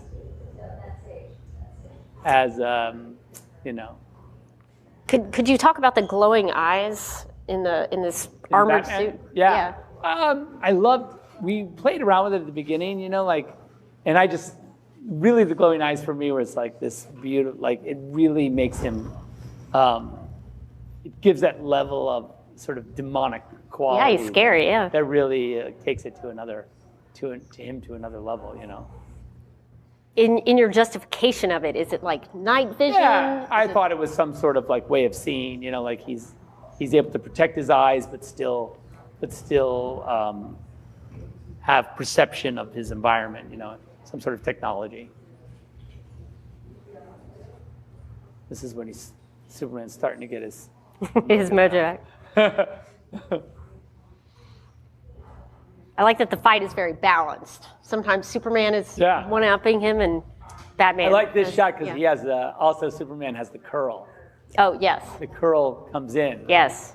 And I was really adamant about having that scene in particular, like when he's sort of at his, when he gets his power back briefly, he has the curl. Oh, yeah, there's the big handprint. Oh, yeah. Yeah, you can see it there really well. Yeah. And I like this moment because Batman looks kind of scared. He's scared. Yeah. I would say that's the one, he didn't have 100%, he wasn't 100% sure how long the kryptonite would last, right? And I think that's probably the one moment where he was a little bit like unsure whether or not, he could get his shit together to like finish the job. This is like this moment here where like loading. I think I did that. That's my hands unloading the gun. Ah. Like that's me. Now, is that done because you wanted to insert yourself into it? Or No. was it just a pickup you needed somebody to do I it? just am faster at it. Oh, yeah, okay. It's not, these guys, obviously Ben could do it, anyone could do it. But it's just like, I'm like this, it should go like this and like this. And making a movie is, you gotta hustle. Yeah. And those are the kind of shots that can take forever. Right. If you're not, if you have to like show someone exactly how to do it, it's just easier. I always just find it easier. This is always isn't fun. quite the kitchen sink. Is it Yeah. the bathroom sink? Yeah, it's a bathroom Yeah. sink. The bathroom sink. It's pretty close. Ouch. That's cool. I also like this kind of Phantom of the Opera thing that he has here. This is painful too. Look at this. That also just shows how strong Batman is. I mean, you could pick someone up like that. It's hard. I mean, not nearly as strong as Superman. Clearly. Yeah. Who watches The Watchmen? Yep. It was there. I don't know about the contrast on this TV. You couldn't really see it, but it's definitely there. That's a good thought about the kryptonite because that would have been one thing that he couldn't calculate in his preparation. Correct. He couldn't test it. He doesn't know how Right. long it lasts, right? Yeah. I think he thought it was longer. Ooh. But that's why he hit him with the second. He had the backup. Yeah. He had the backup round. Now, for this, what did it take when Batman is literally swinging Superman around? What kind of stunt? Well, also was when we scouted, I saw this pile of radiators. That's where I got that idea for the pile of radiators. It wasn't there, but it was in another location that we scouted where they just had this giant pile of radiators. And I was like, oh, that's so cool. That's what he'll land on. Yeah. It's not a soft thing. It's all these. But we were able to make a soft thing out of it. But yeah, so this we did with, we did some stunt viz, but then we ended up it being CG, Oh, yeah. because it just was easier. And then he came into this, and then Yeah. we did a digi double takeover to get him into that final position. Yeah, really fun. And the costume design Boom. of having Batman's cowl sort of half on, half destroyed. Again, it allows his humanity Right. to come through, right? That was the idea that I wanted to say, okay, we have to break the mask in order to get him to be able to make the connection, right? Was that something you had in your storyboards, or? Yeah, I think in the drawings I did some sketches where I was like, oh, it'd be cool if it looked like Phantom of the Opera kind of. Not, but has a little bit of that vibe. And then this is that very controversial Martha moment.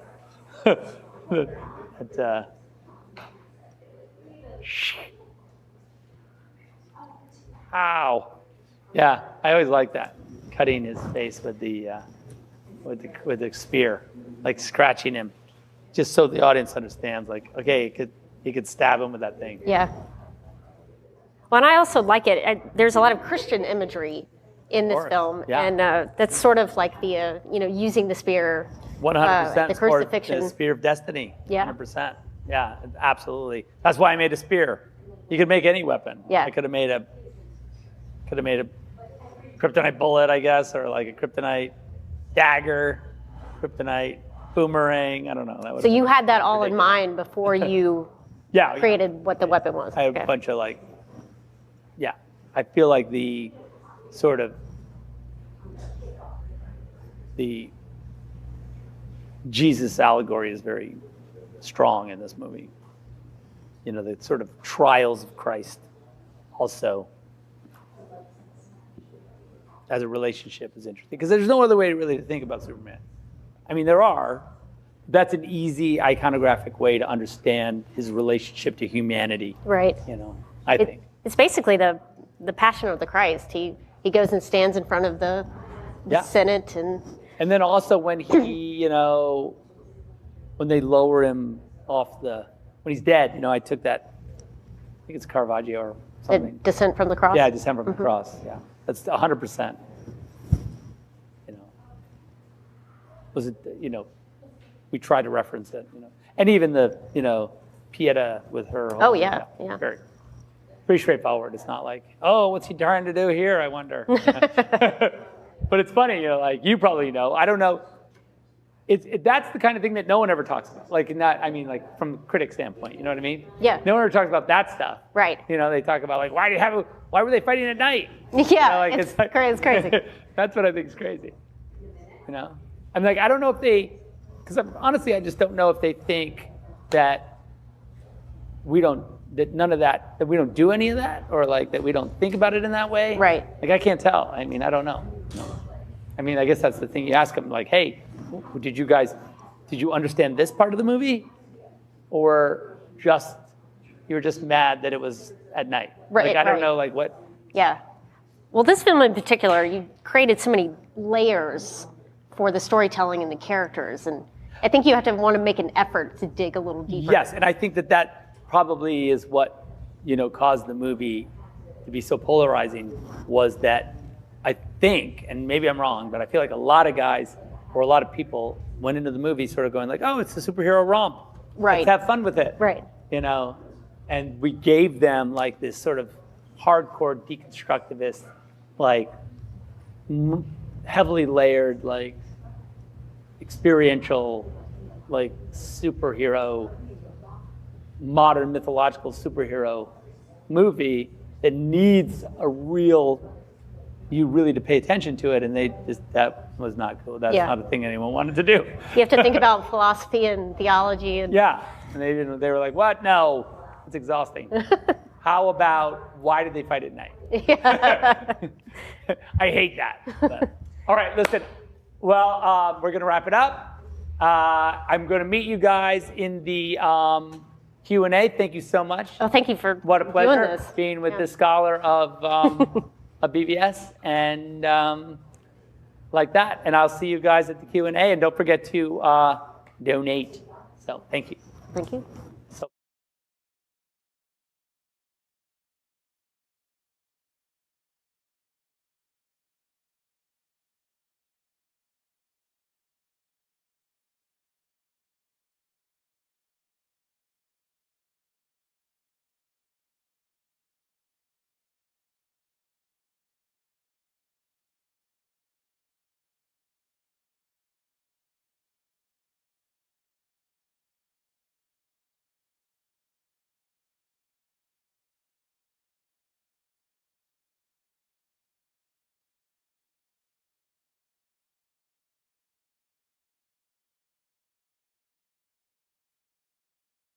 Like the movie. I know you've seen it before, so I'm glad you liked it in this amazing theater at Art Center. We're so happy that the students here and also filmmakers have a great place to display their work. So thank you for everyone who supported our initiative in getting this theater made. And we're so thankful for our hosts here at Art Center, and for you guys who are here, and for everyone on Vero watching us. And we have a big reveal tonight. This is the Trinity, and Weta made this amazing Trinity sculpture, and it's going to be going for sale now. And 10% of the purchases of this weekend will be donated to AFSP. So if you would like to pre-order this, you can go to wetaworkshop.com /shop. So thank you. We're really excited about this. /shop. And without further ado, we're going to introduce the panel and get ready to do this. Okay, here. Switch mics. Take that one. All right. All right. Okay, go ahead. Yeah, I guess. No, I'm not. Who's it? All right. Yeah, here you go. Yeah, if you need me to. Hey, everybody. Thank you very much. I appreciate that. My name is Sean O'Connell. I'm the managing editor at Cinema Blend, and I'm so delighted to be hosting this panel tonight. Starting with, we're going to introduce everybody who's here tonight, starting with Zack Snyder, filmmaker, director of Batman and Superman. We also have, I'm making sure that he's here, Damon Caro is joining us. Damon's here. Damon. Damon is joining us as well. We have D.J. Des Jardin is joining us as well too. DJ just got in time for this. And finally, we have Patrick Tatopoulos joining us for the Q&A. Give it up for Patrick, please.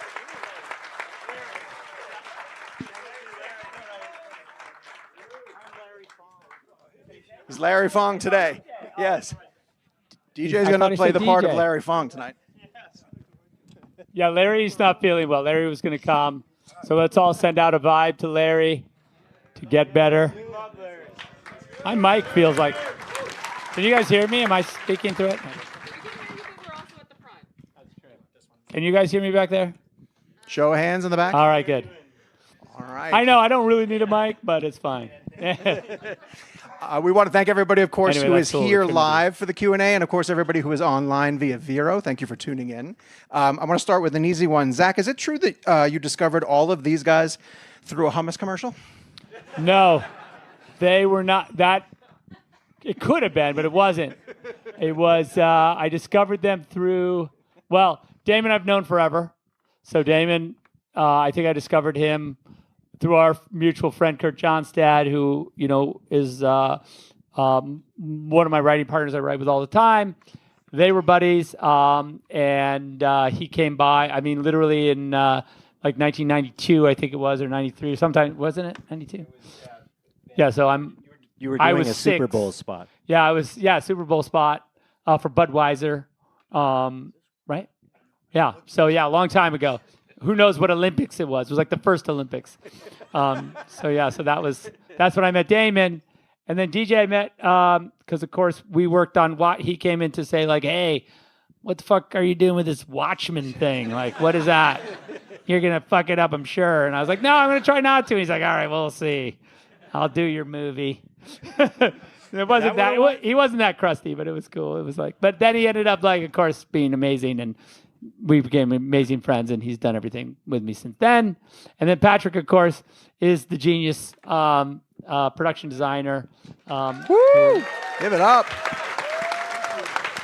Who came in to do this movie and then stayed through Justice League, you know, like, so, you know, great to have him. So thanks for coming out.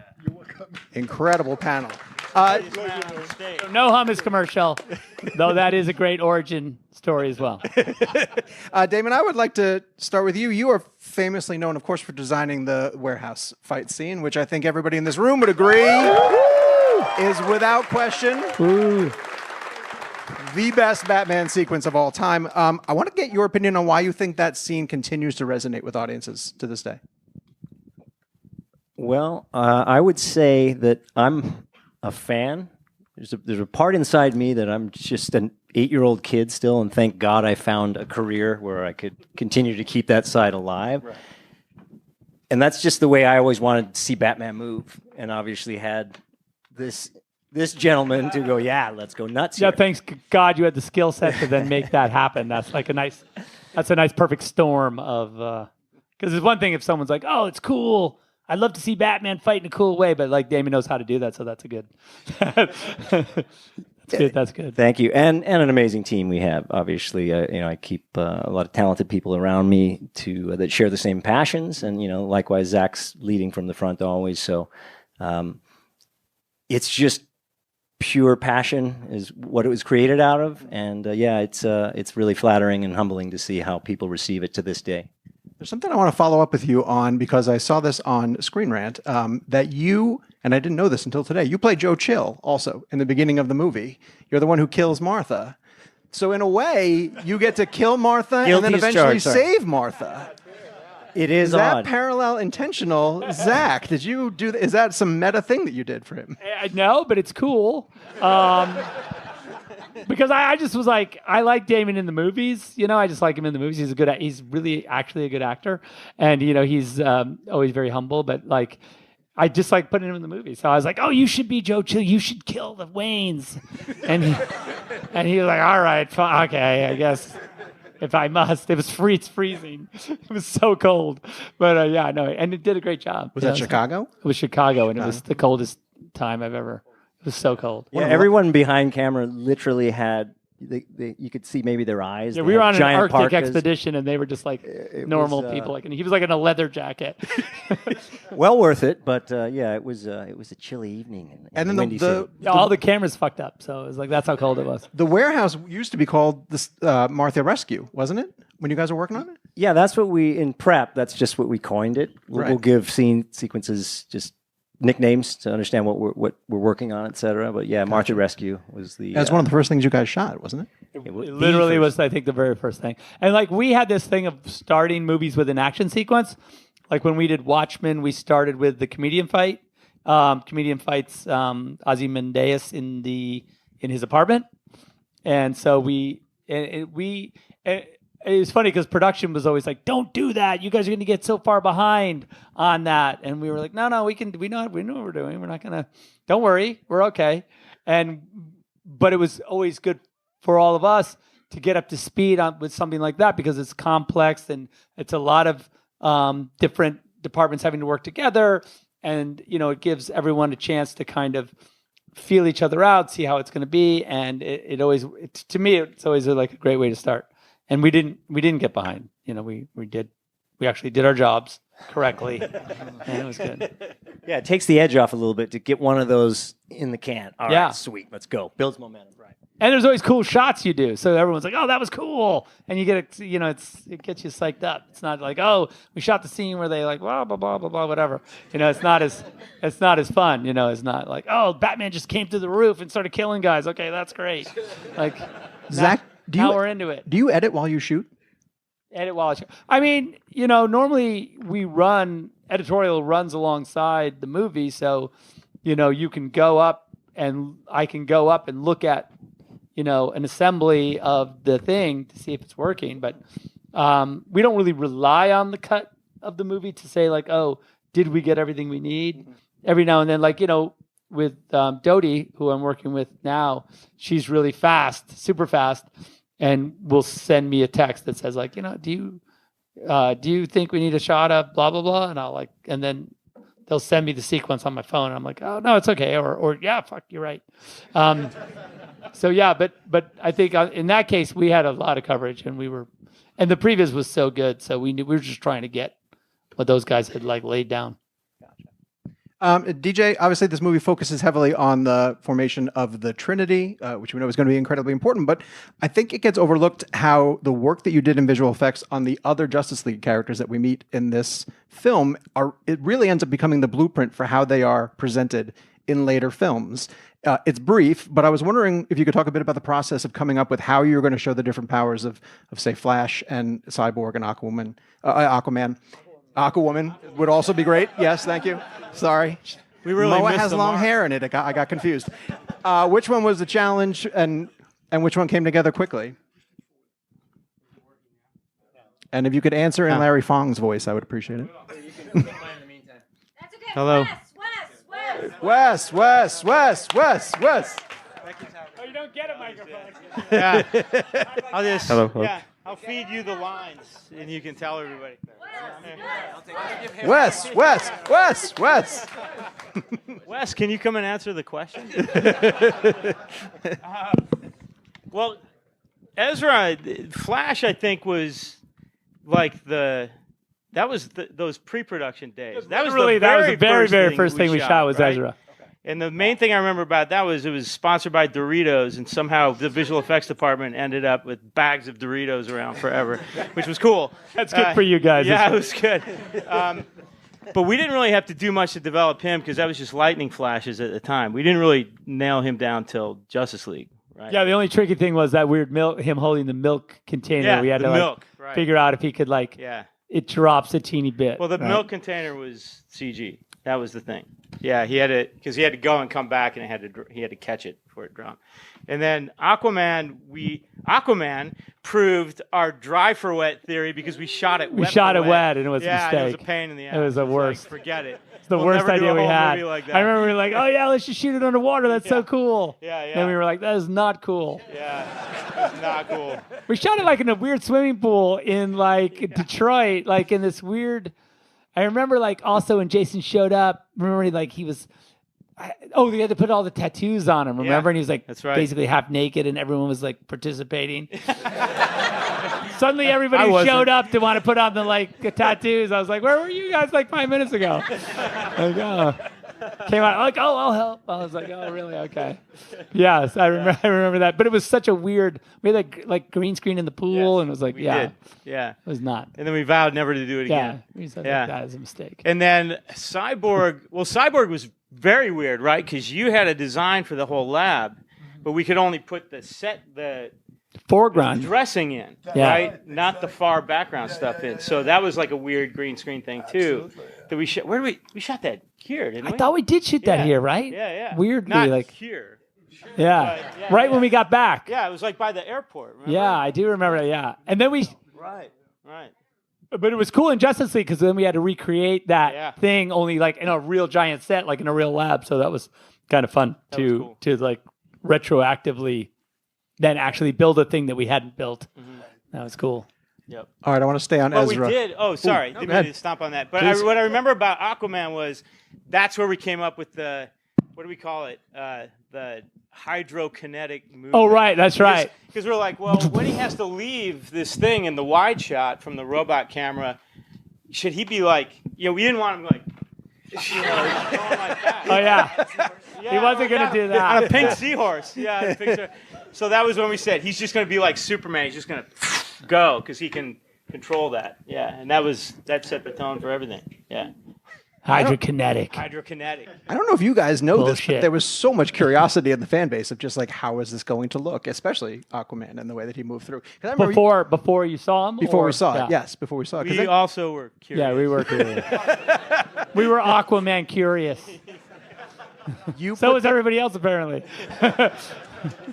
Yeah. You finally put that clip up on Vero, which was Jason swimming up to the throne, I believe. I think it was when you finally started to get it. Yeah. Yeah. That was cool. Yeah. That was the first thing we shot for Justice League. Yeah. Yeah. Right? And remember, it was like one of the first shots we got back. Because remember, I filmed it off the. I filmed it off the screen. And Rhoda and I were looking at each other like, "What's he doing?" Like we signed a thing not to do that. Yeah, I never signed that. Exactly. I'm putting this out today. Never signed that. I don't care what the lawyers say. Yeah. All right, I want to stay on Ezra because we have a question that came in from Vero, and thank you very much, guys, for submitting your questions. This one says, the Flash in the Batcave telling Bruce that Lois is the key is one of my favorite scenes ever. Would we at any point have seen the other side of that, seeing the scene from the Flash's perspective? Absolutely. Yeah, the whole thing was that we would... Well, I guess we were talking about it just a minute ago, that the idea was that in whatever Justice League that would have been, Justice League 2, I guess, you would have seen a scene. There was a scene where they were getting ready to, Flash was getting ready to go back in time. And the idea was that he said to Bruce said to him, like, that there were two possible windows in which he could jump back through time. And Bruce said, well, which one would you have gone through if I didn't say anything? And he said, well, we were going to go through this one. He said, don't go through that one because you went through it. It didn't work. Right. I said, you can't. So go through the other one. So you would have seen that, right? So then he would have gone to the correct moment. And he had to tell him something that would make him believe. Yeah, and he would have had to tell him something, yeah. Which at that time was that in the other reality was that the child of Lois Lane's child was his. Right. That's what he told Bruce to make him believe that he was really from the future. Yeah, it's getting complicated. So yeah. Yeah. We need a chart We need some of those You need a chart. We need It some of exists. those. The chart already. exists. Yeah, It that's true. exists. Am I wearing it? Yeah, you might be. You might be wearing it. Yeah, you are wearing it. Yeah. Yeah, it's on there. Yeah. Along those lines, this is also submitted by Vero. Thank you very much, guys, for sending it in. Zach, during the Pizza Film School recently, you mentioned that Chris Terrio had a bag of Post-it notes. Can you give us an idea or reference from those notes that you really wanted to use or just loved but couldn't for some reason? Oh my God. Oh, there's so many. But you know what? Off the top of my head, I can't think of any Post-it note that was like a gem that we just couldn't use. I feel like we really tried to shoehorn all the Post-it notes into the movie. And by the way, I couldn't decipher the Post-it notes anyway. So it was really his domain and his like secret filing system that kept him, the perfect amount of mystery, so that there's no way we could get rid of him because he was like the arbiter of all those Post-it notes. So yes, I don't know, but tomorrow you can ask him, or we can ask him if he shows up. A little tease. Oh yeah, what? Little tease of who might be on the panel tomorrow. Any Terrio fans in the audience here? Yeah, exactly. Now you got to come, Chris. Now you have to come. Yeah, now he really does have to. He probably won't be like a pull a Larry Fong on us, but that's fine. Patrick, I would love to discuss, because this film introduces Batman and the entire corner of Batman in that universe in a way that we have never seen before. And so if you could talk a bit about your inspirations for his Batcave in particular and how it reflects his personality, and even this iteration of the Batmobile, which I'm going to assume is not his first, the way that he's constantly innovating. So it started with doesn't work. Wes. Hello. Okay, good. Yeah, so it started with a quick meeting I had with Zach. Actually, Zach, he told me about what the character was first. He's a different guy. He's a bigger guy. He's an older guy. He's bald. That kind of thing. All those things sort of got me going. And so there's a simplicity in the shape of the Batcave. I didn't want it to be ornamental, based on my discussion with Zach, and it had to be bold, simple, and also everything should be hanging. The concept of a bat, to me, was important to have everything sort of hanging. Like even the Batwing was hanging. The car, when the windows open, are like Batwing. The theme of Bat. I mean, even the lab was sorry. Even the lab was like all suspended. So this idea, the concept of the bat was very prominent, at least in my head, and we showed stuff to Zach, and he seemed to have reacted to that. Other than that, it's bold and strong and no ornamental pieces, and I felt that made it different. Felt like that Batcave was not trying to be pretty. It was just practical. It was not meant, he hadn't carved the cave to build his cave. The cave was there. He built his building in it, fitting that cave. There was a sense that he didn't transform something; he just built it. Mm-hmm. And also, there's a sense of very modular. You talk about someone that keep building things. Probably was not the first Batmobile, probably not. But even the Batcave looks like it could be augmented, diminished, changed. That's kind of the idea. This is all based on a 10-minute talk with Zach at the beginning. Really? I mean, I got to say, you sometimes spend time with directors, and there's a long explanation about things. And sometimes someone you sit with is going to tell you 5 words, and those 5 words are going to give you the essence of what he's got in his head. So after that, it's your job to kind of develop. But that was enough for me to go somewhere, at least with. Patrick, one additional character I'd love you to elaborate on is Lex. This is a totally different version of Lex. It's a younger version of Lex. What were some of the inspirations that Zach maybe spoke to you so you can form Lex Core, and then how he would be presented? I mean, Zach, you told me a couple of things you were interested in. The Google vibe, this kind of a new generation of the modern, multimedia kind of characters. So that's kind of where we went with this. I like one thing that Zach wanted to see is like the entrance of his building was made of like playful games and little areas which you see on those modern companies.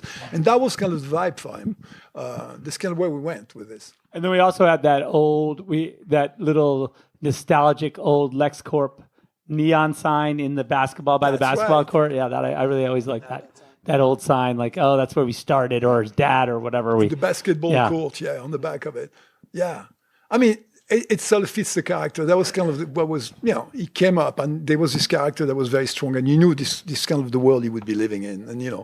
And, this one, we had a few little things that threw at me all the time, about what he wanted to see about, the game place, And then there's this whole high-tech lab on the side. And also interesting is where we shot this thing, Gotta say that this place, we're in Detroit. We're, there we go. Detroit's in the house. We found a location that was very inspiring, I think. It's like, don't you think? I mean, that was like across the street from our studio, and it was like this abandoned automotive. I don't know what. I think it was Ford. It was Ford. It was Ford, like distribution. It was a parts distribution office that was like an incredibly.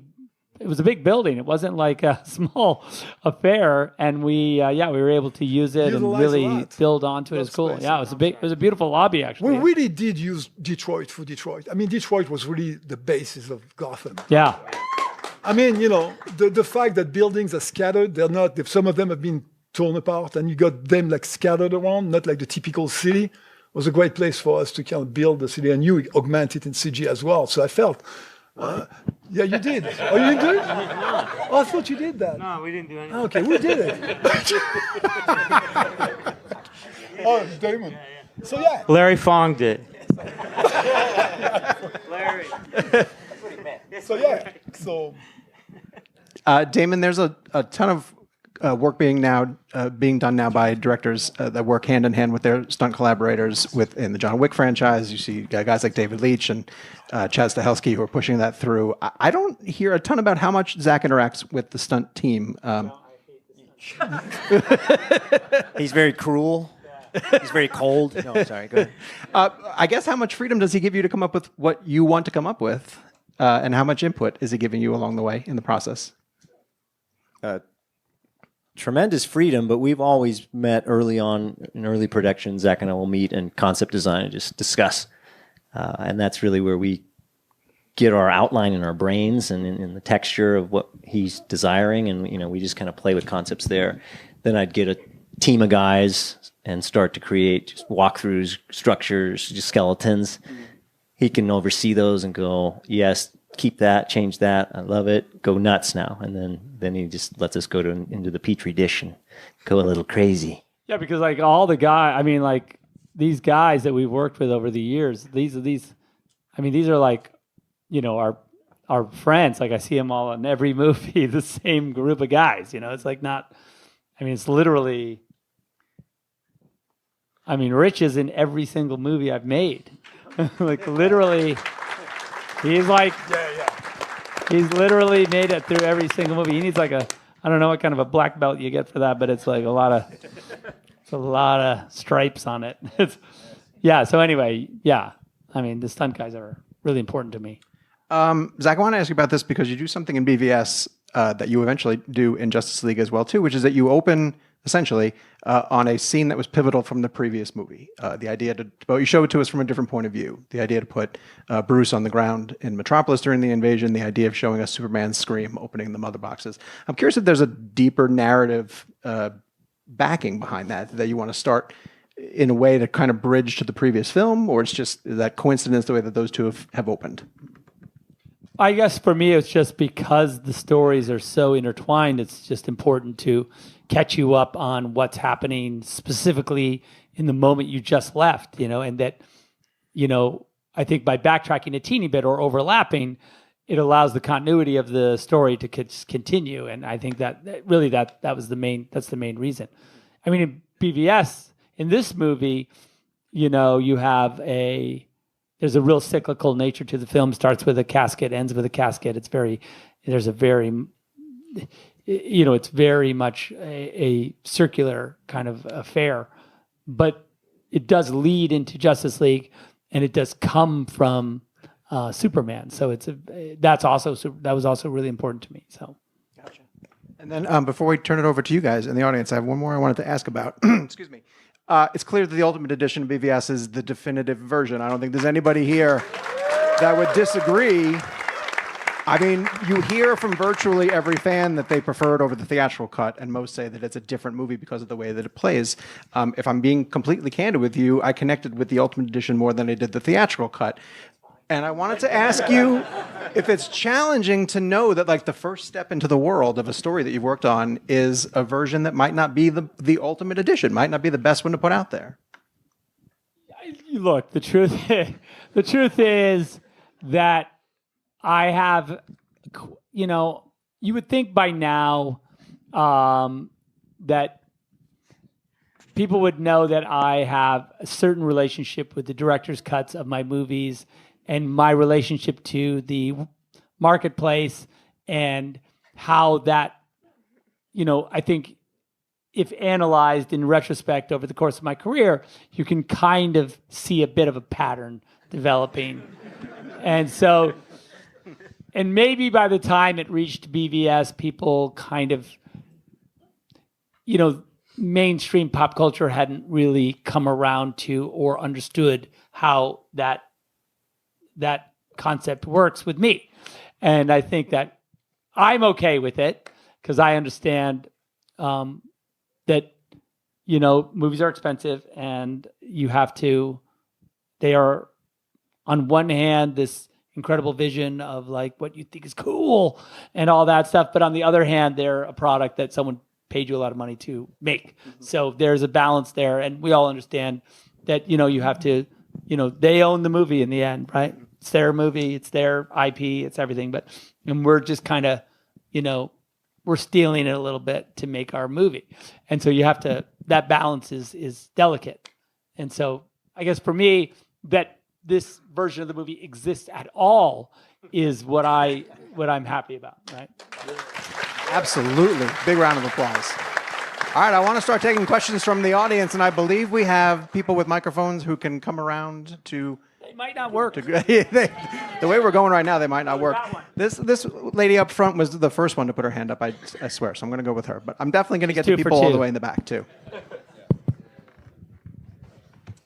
So I love all of the panelists here, but I would have loved it if you had also had Chris here, because this question is kind of for the two of you. Chris Terrio. Yes, Chris Terrio. So...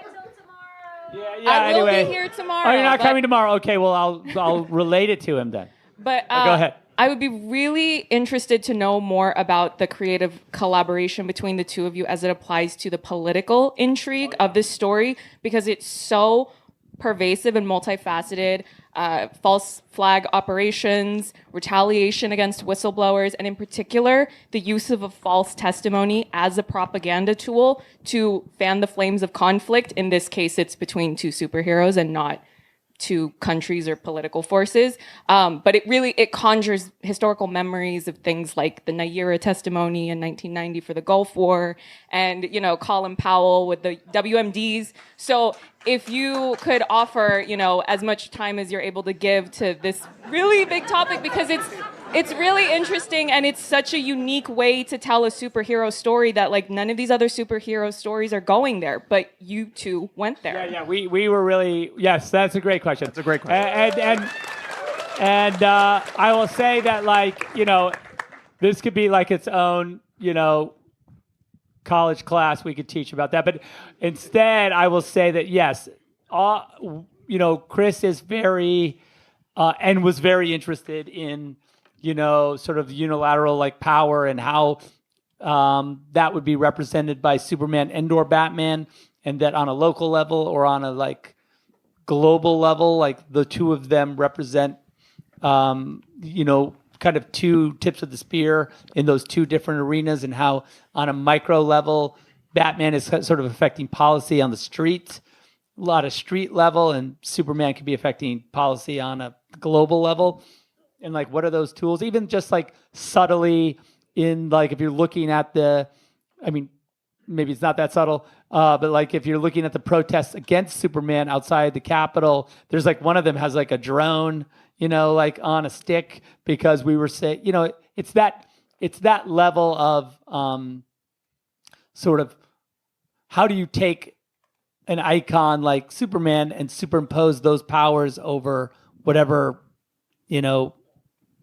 the implications are of someone who's able to, say, manipulate world events in the way that he could.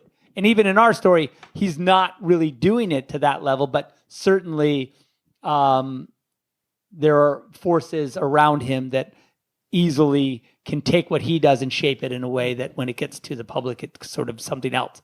And yeah, and that's obviously a thing that, unless you're naive, could be happening in the real world every day. So that was really a thing we talked about all the time, and with many examples that, when you look at the movie, you can really see how it applied to the time we made it, and literally it really does stand the test of time in the sense that it, we could have made this movie yesterday and it would still have the same impact. Anyway, so. Thank you very much. Thank you. There's a guy in a white shirt in the middle, all the way up top there. Yes, that went very, caught my eye. Thank you, and thank you, Zach, and everyone for putting this on this weekend. Thanks for being here, you guys. Thank you very much. Not all of superhero movies and comic book style films in the last decade or so, they've really shied away from showing, I think, real violence, whether it's towards humanity or even towards the villains. There's almost an aversion to showing something brutal or something that makes you feel small and helpless, kind of like what we see with Lex. Even your heroes might have to make giant sacrifices that can go against those moral compasses, be it killing or letting someone die. But what is it that you found that you wanted to explore in showing what I think is the reality of what these gods and demons can do in our world and the stakes for which they fight? Because their actions on our half, I think, feel so much more impactful when you see them succeeding or when you see everything that they're all capable of. Wow. Okay. I guess to me, I'm a fan of these characters. So to me, to challenge them is really my responsibility in some ways. I do not. It is not my intention to tear them down. It's my intention to try and understand them and their relevance. If the way you show them, whether it be vulnerable, whether it be confused, and whether it be questioning the why of their existence, those are all things that, as they are challenged by those things and or overcome those things, they become sort of, you lock them in as iconographic or as important, I guess. And it's only by challenging them as icons that you end up with the real hero in the end, And so that was the thesis that I had given myself as far as how these characters would be portrayed, that I would deconstruct them, but in an attempt to make them, put them on a journey that sets them as what we believe they are, or can be. So that was kind of, I don't know if that answers the question, but that's the why of it to me. I'll go with this man right here. No, right in front there. Yeah. If you can get a microphone. They're coming to you. They're coming. Here it comes. A good workout. Yeah. Over there. Like how you keep picking opposite ends of this. Run there. Outside. Hi, everybody. Thanks for coming in. Zach, thank you for all your movies. Big fan. Thank you. In this film, we see Diana in a picture in 1918 with Steve and her crew, which we eventually see in Wonder Woman. A couple years ago, you posted a picture of Wonder Woman 1854 and also a storyline from Stephen Berkman, I believe. He shot the photo, right? Shot it, yeah. Which is dope. Yay, Stephen Berkman. Also Art Center alumni and teacher. Oh, okay, awesome. What's unique about that photo is we see a lot of warriors from different cultures being represented. And for me, though it didn't maybe pan out because of whatever may have happened the past 10 years, I saw a Sikh warrior right next to her right shoulder. And I wanted to say thank you for including me at that level because, nice. besides showing my people as, whatever, taxi drivers or, at that level, I really, really like that you showed off, even though it's very, small, it meant a lot to me. As a fan, I really want to know how would have that storyline panned out. If you can shed some light. I know it's Crimea. The idea, I don't know if I've talked about, have I talked about this? I don't know. The idea of it was that in those days, because Diana was searching for the god of war, searching for Ares around the world, she would have gone to, in her sort of quest to find him, she ended up going to all the hot spots where all these conflicts were in the world. And then in those conflicts, looking for Ares, she would come across some amazing warrior on the battlefield that she would say, hey, I'm looking for this god of war. I need, a team to help me. And that was the basic concept behind who all those guys were. And that they saw her on the battlefield and she was so insanely powerful that they were like, yeah, I guess in service of this goddess, like that, is even more powerful than like the surface of my country or whatever I'm doing, whatever political war I'm in. This goddess asking me to join her is like, that's like quite an honor. And so that's why when we see her in Crimea, she's ended up with those cats that are with her from her journey around the world. Quick follow-up on that, Zach. What do you remember about the first day that you heard Zimmer's theme for Wonder Woman? Oh yeah. I remember being down in his little his crazy studio, which is amazing, down in Santa Monica. It's kind of like it's kind of like a cool, I don't know what it's like it has a lot of bookshelves and like sculptures in it. It looks a little bit like the Phantom of the Opera setup. In the middle, you're kind of on these old sofas. It's really cool. It's like, and then he was like, okay, here we go. This is it. What do you like? I think he kind of sprung it on me. Like he said, this is going to be, I think this is a cool way to introduce Wonder Woman. And he played it and we were literally, it's exactly as it is. And it just blew us away. And I remember just going like, wow, because we did talk about it being like this tribal kind of like visceral, like instead of, as a way to introduce Wonder Woman, I think a lot of people thought, or you could think about it in a lot of different ways.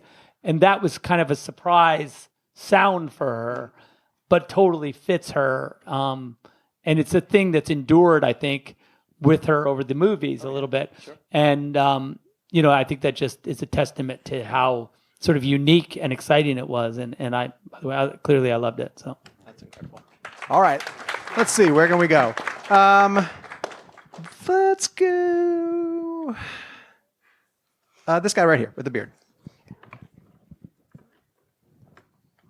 And let's get other questions for the panelists too as well. Visual effects questions, stunt questions. No, I'm good. Stunt visual effects.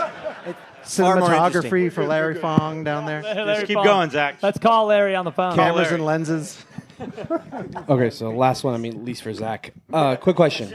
So I know it was hinted, essentially, that Caro was one of the survivors from the ship with the open pod and the skeleton. Sure. I was just curious when you were going to actually bring her in, if you had any, thought of bringing her into one of the later movies. No, tell the real story. Oh, yeah. Tell the real story that... Oh, there we go. There we go. Tell the story that broke the studio at the time. Turn off the cameras. I'll let DJ say it. Anything about like where that guy was or where that person went? So remember, we liked the idea that, what I'm talking about. Well, it's this whole thing with like Ares and Zeus, the gods and Ares and Zeus, and whether or not like Zeus was really possibly a Kryptonian, and that so that Wonder Woman's powers, anyway, you could sort of see where that's going, because, the whole thing of like whether or not magic and the gods, there's a version where like, okay, that's cool, I guess.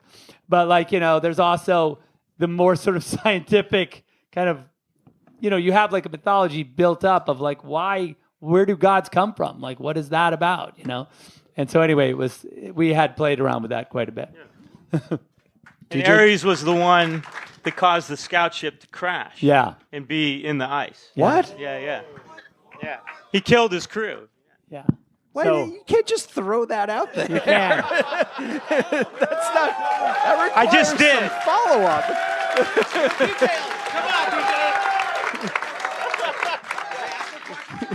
We have a lot of conversations about this stuff. So. Aren't you glad DJ came instead of Larry? Larry might have said that too. All right, other questions. That man right there had his hand up first. Yes, you, sir. Yes. That Batman had his hand up first. You're next, Batman. I'll get you. I promise. Hey, Zach. Thank you for taking my question. My brother and I came out from New Jersey for this. Very happy to be here. Jersey! I'm going to ask you something that I've been wondering. Where in Jersey? Verona by Montclair. Okay, yeah. Yeah. I'm going to ask you something that I've been wondering about since the first Batman versus Superman trailer. One of the elements that you introduced in that trailer was the dead Robin suit in the Batcave.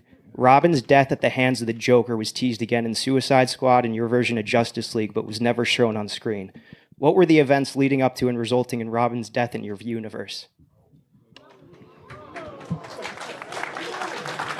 I'll do a brief one because I think that that's still something that would be cool for people to see at some point. I don't know when or ever, but so I don't want to ruin it entirely.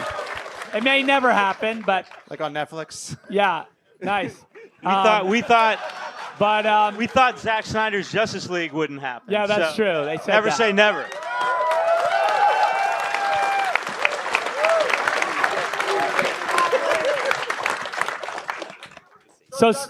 So suffice it to say that, like, you know, to hurt Batman, obviously, you know, he has, at that point, he had, his real vulnerability was Robin, right? And so I think that what's obvious is that the Joker understood that, right? And all I'll say is that, you know, I think I've talked about this a little bit, haven't I? That, you know, he clearly blew him up, or it looks like he's burned, scorched him. I think beyond that, I really don't want to say the actual circumstances because I feel like it's a spoiler for maybe a thing that will never need to be spoiled, but we should wait to see, don't you think, a little bit? Yes.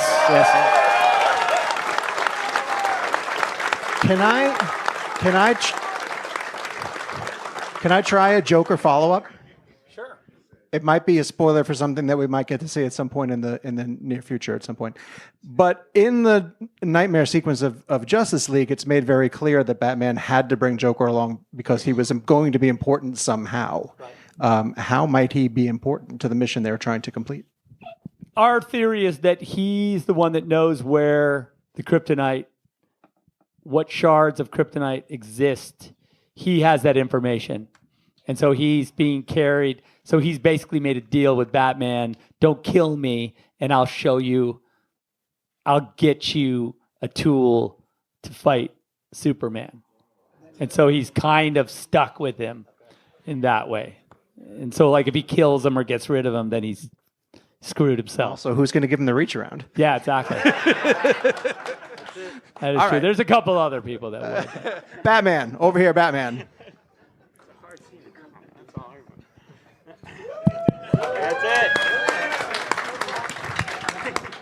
First of all, I just want to preface and say that as someone who lost a stepbrother to suicide this entire weekend means a lot to me. So I want to thank all of you for lending your creativity to a powerful movement. Incredible. Awesome, brother.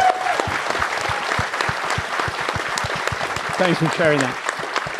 I've been wondering for all you guys. I know that the Batman v Superman team up movie has been in creative development for a long time, and I just wondered if there were any initial ideas that all you guys had that the studio kind of rejected or kind of like mandated that you not do.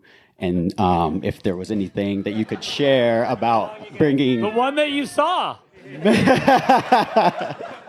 because Batman, Superman, Wonder Woman are such big iconic, characters. Was there anything that maybe you're like, okay, let's put a pin in that, and maybe we'll just beat them down, and we'll just, have the fans rally and get the stuff one done? that you saw. The one that we saw? Yeah, I mean, like in a lot of ways, yeah, I mean, that was the thing that when Chris and I sort of wrote the movie or talked about this version of the movie, it was not the version of the movie necessarily that the studio was. Like, it was not like a big fun romp where those two are like, just you can imagine. I think that there's a version like, I'm sure the version of the movie that's on the poster in I Am Legend is more of the movie. Whatever that movie was going to be was probably the movie that they wanted. You know what I mean? So I don't know. I don't have that script, but that was it. But you can just tell by the poster that it seemed more fun. But not epic. Yeah. But fun. Hilarious. I bet there was a lot of zingers in it. Like they were zinging each other the whole time. They probably hurt each other more with zingers than actual blows. Hey, Zach. Like there was comments about like, why is your underwear on the outside of your pants? And he's like, why's yours? Zach, I remember. This is an alien uniform. Remember when you kept coming back to me saying we have to, the MPAA wants us to like remember we couldn't do the blood splat on the wall. Yes. Right from the crate, which is in the one that you like, but not you guys in the saw the theatrical. blood on the wall. But we kept taking all those things out and it was still getting an R rating. And then you got that note from them. Well, we just think that Batman's too mean to Superman. Yeah. And we're like, can you really comment on that? I didn't think that was like in your domain. Like to just not like the idea of them fighting, and so now it's R. That was Even the 100%. MPAA. Yeah, they were just like, we think it's rude that they're fighting, and I was like, I'm sorry, it's in the title. It's like, is that in your list of what? It's an R rating. No, yeah, this is NC-17. This is an X. Cut that part out. Yeah. Is there any way you could cut them fighting out? That'd be cool. How about they just team up and like each other? Yeah, that's it. What about that? Violence, language, and a mean superhero. Yeah. The reasons for your rating. And yeah. Like, can't they just like, maybe they like argue at the first act, but then they shake hands and then like they fight the bad guy together. I go, well, they kind of fight the bad guy together at the end. Didn't you see that? And they're like, well, there was a lot of fighting before that. DJ, when I put the question out to Twitter followers about something they wanted to know about this film, there was a lot of talk about Metallo and sketches that were potentially out there for that character to be included. Is that going way back? Yeah.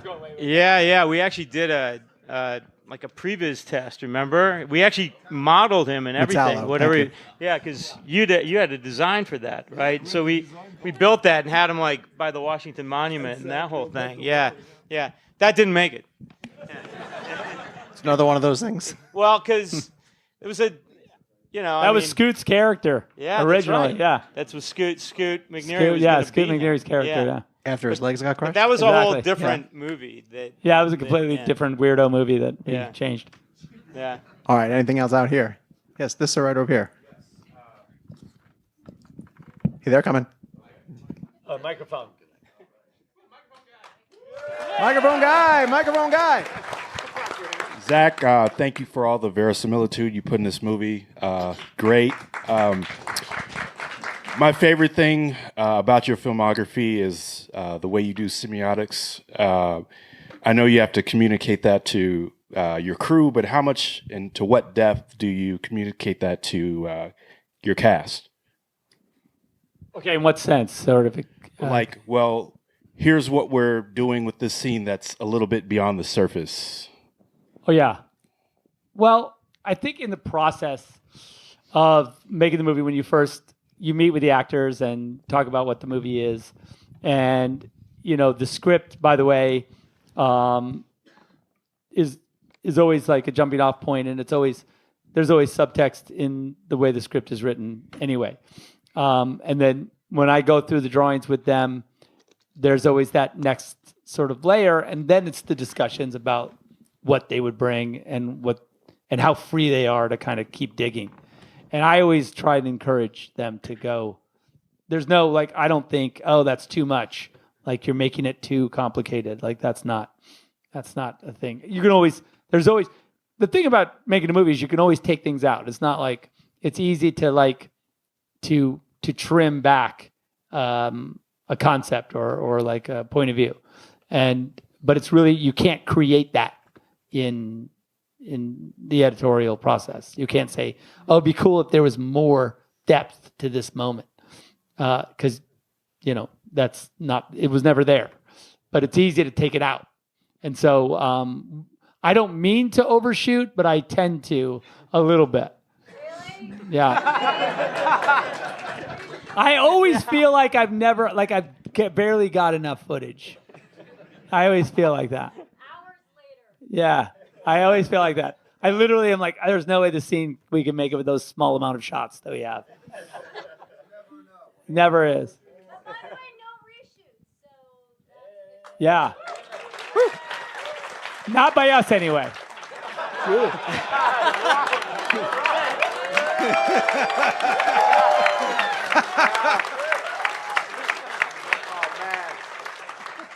Patrick and I still have PTSD from that. So yeah. I didn't go, I'm happy to say. I just want to follow up on that I've seen Zack been privy to conversations where he's actually had to lean in on an actor or actress to try and get them to go there. Again, wanting to go beyond, and then he can reel it back. So if anything, he goes too far. Which is how you know how to bring it back to where it needs to be. So how come you didn't let Crowder do a spin kick? Oh yeah. Oh, look at that. It was too showy for the moment, and what it's a great question. Too showy for what the moment was. It was more real world. We need to kill this guy. So, and Lateef could do that with a spin kick, yeah. But for the overall tone, it didn't fit. Great question. Nice. All right, right up front there, black shirt. It's like 2 rows back from the middle.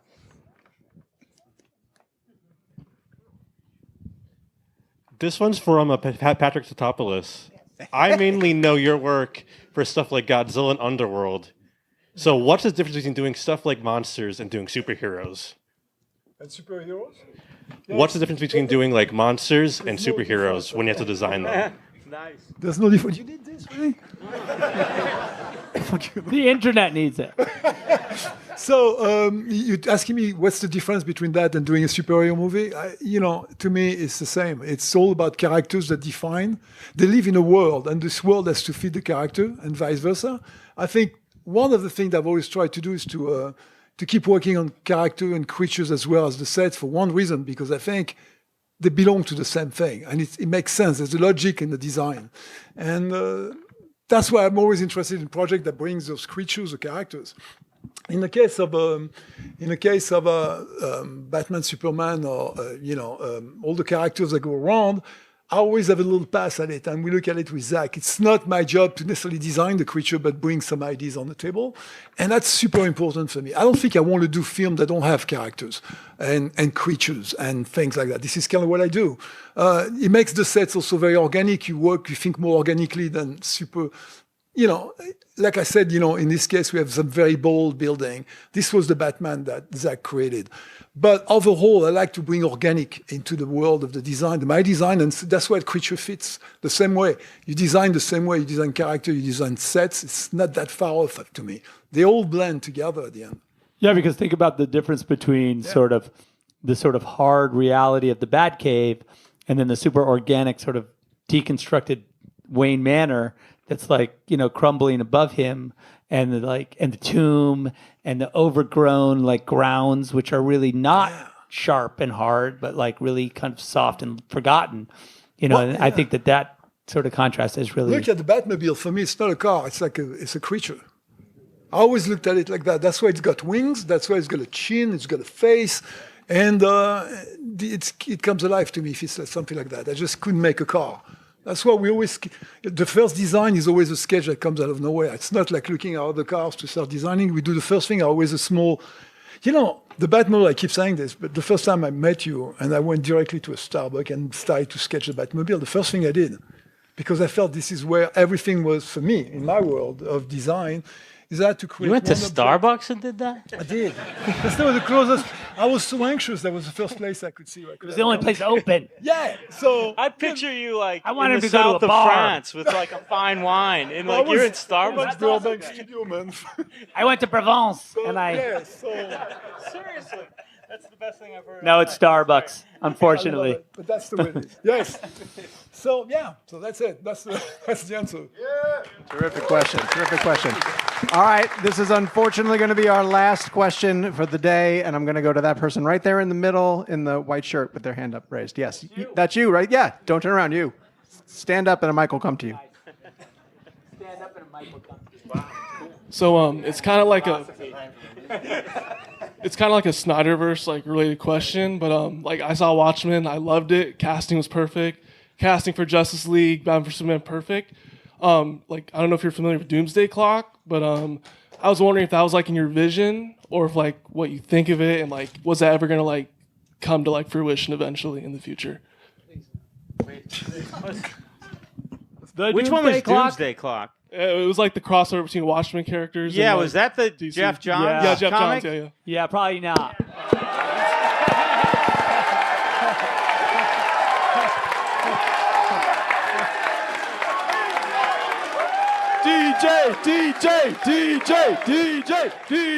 DJ.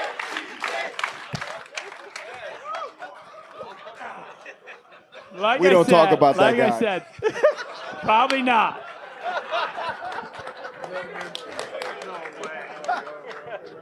We should end on a more positive one. That felt all right. A quick one. That quick felt one. all right. We A should quick have one. just gone to the lobby. That A would've quick been one, right perfect. here. A quick one. A quick positive one. It's been said your work print of BBS was another hour longer. What is a sequence or something that you have? Okay, yeah, we were talking about it. I think I talked about it a little on the live stream. There's a scene, and we shot it. I can't even barely remember it. It's the scene where Clark went down to the house, the room below, the apartment below to fix the leak in the ceiling from them spilling the water out of the bathtub. Oh yeah, I remember that. Yeah, and like and it was Bukowski. It was Misha. We called her Mrs. Bukowski because she lived below, and she was like always banging her her broom on the roof. It'd be like, "Hey, what's going on up there? You guys are making a lot of noise."